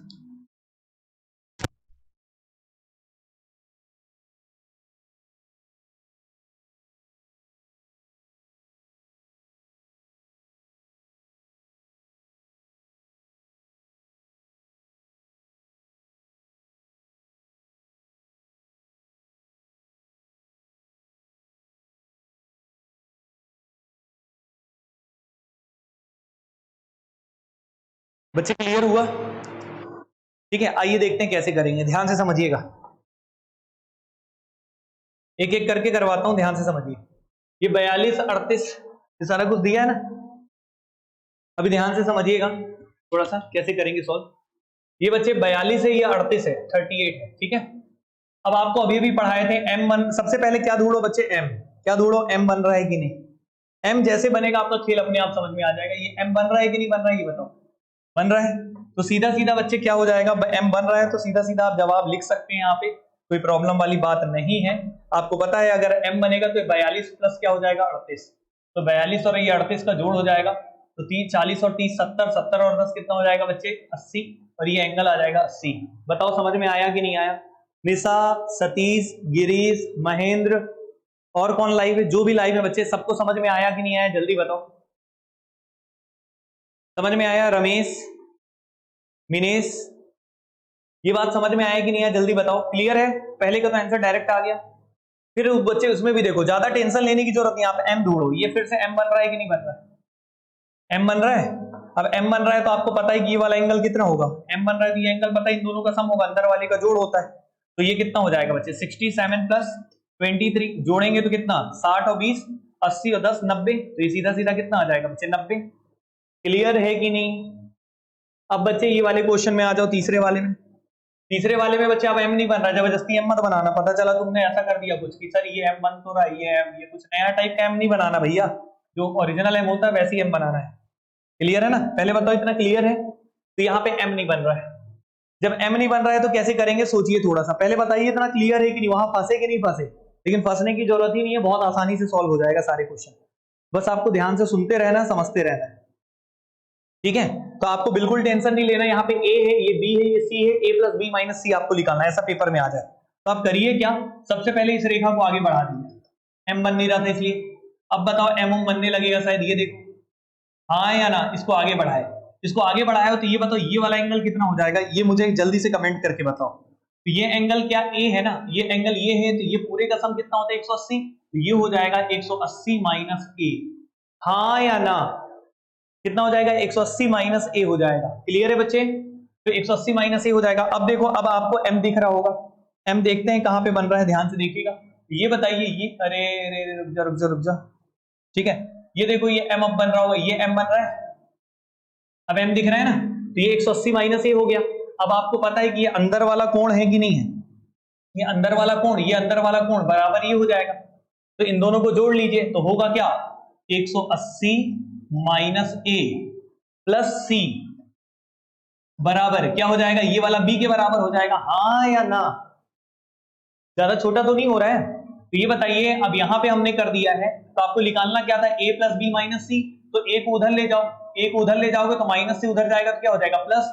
बी पहले से प्लस में था और सी उधर जाएगा तो क्या हो जाएगा माइनस सी, और इज इक्वल टू क्या हो जाएगा 180 डिग्री। तो आपको यही तो निकालना था ए प्लस बी माइनस सी, जो कि आंसर कितना आ गया 180 डिग्री। पहले बताओ तीसरा समझ में आया कि नहीं आया, जल्दी से कमेंट करके बताओ। Girish very good. क्या सभी बच्चों को समझ में आया, हाँ या ना, जल्दी कमेंट करके बताइए भैया समझ में आया है कि नहीं आया। ऐसे करना होता है पेपर में, आपको एम ढूंढना है। बच्चों जो लाइव है जल्दी बताइए, जल्दी जल्दी बताओ यार, खत्म करें क्लास, बहुत हो गया, आधा घंटा 1.5 घंटे क्लास हो गई। ठीक है जल्दी बताओ, मैं भी सुबह 8 बजे से आया हूं, हालत मेरी भी खराब हो रही है। चलिए यहां तक क्लियर हुआ। अब आगे बढ़ते हैं बच्चे नए क्वेश्चन पे, ध्यान से देखिएगा। यहां पे भी एम आपको दिख रहा है कि नहीं दिख रहा है, पहले ये बताइए। एम दिखना चाहिए तभी आपका काम बनेगा। ये एम है, एम है ना, तो इन दोनों का सम हमेशा बाहर वाले के बराबर होगा, हाँ या ना। तो अब ध्यान से थोड़ा सा सुनिएगा और समझिएगा, अपने आप क्लियर हो जाएगा। ये 100 डिग्री है ना, ये वाला कितना होगा जल्दी से बताओ। तो ये कितना हो जाएगा 80, क्योंकि सम कितना होता है 180। सरल कोण, हाँ या ना। ये 100 है तो ये 80 हो गया, और ये पहले से 30 था, ये 80 है। तो इन दोनों को जोड़ेंगे तो बच्चे x प्लस 10 के बराबर होगा। मतलब हम कह सकते हैं यहाँ पे कि जो हमारा x प्लस 10 होगा, क्या बच्चे x प्लस जो 10 होगा वो कितने का, क्योंकि ये x प्लस 10 के बराबर था, तो ये कितने के बराबर होगा 80 और 30 का जोड़। 80 और 30 कितना होता है बच्चे, 80 और 30 को जोड़ेंगे तो 110 होगा। कितना होगा 110, तो 10 उधर चला जाएगा तो x का मान कितना आ जाएगा 110 में से 10 घटा देंगे तो क्या आ जाएगा 100।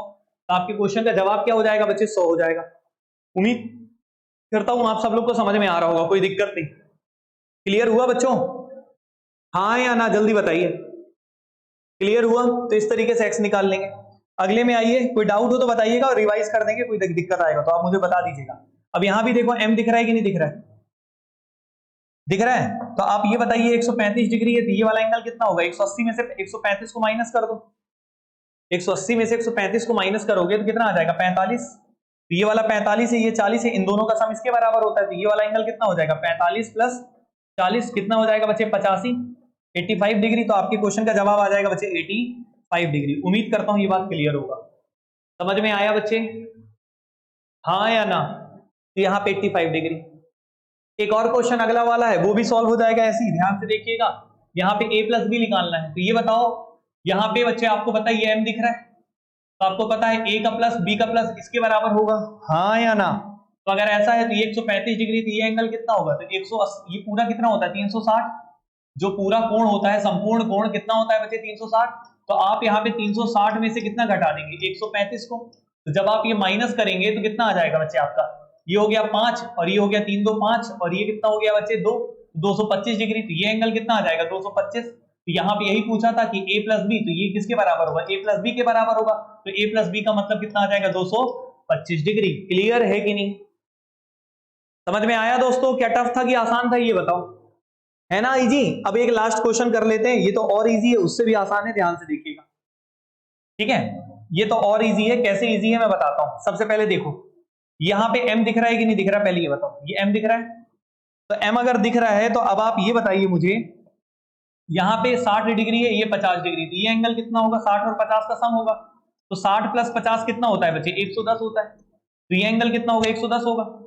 तो ये बताओ ये पूरा एंगल कितना होगा 180, तो ये 110 है, ये 110 है, यहां से यहां तक आपने 110 निकाल लिया है, हाँ या ना। आपसे पूछा क्या है, एंगल ABE पूछा है ना, ABE मतलब ये वाला एंगल पूछा, ये वाला निकालना है। तब आप करेंगे क्या बच्चे, ध्यान से देखिए, आपको बहुत आसानी से समझ में आ जाएगा।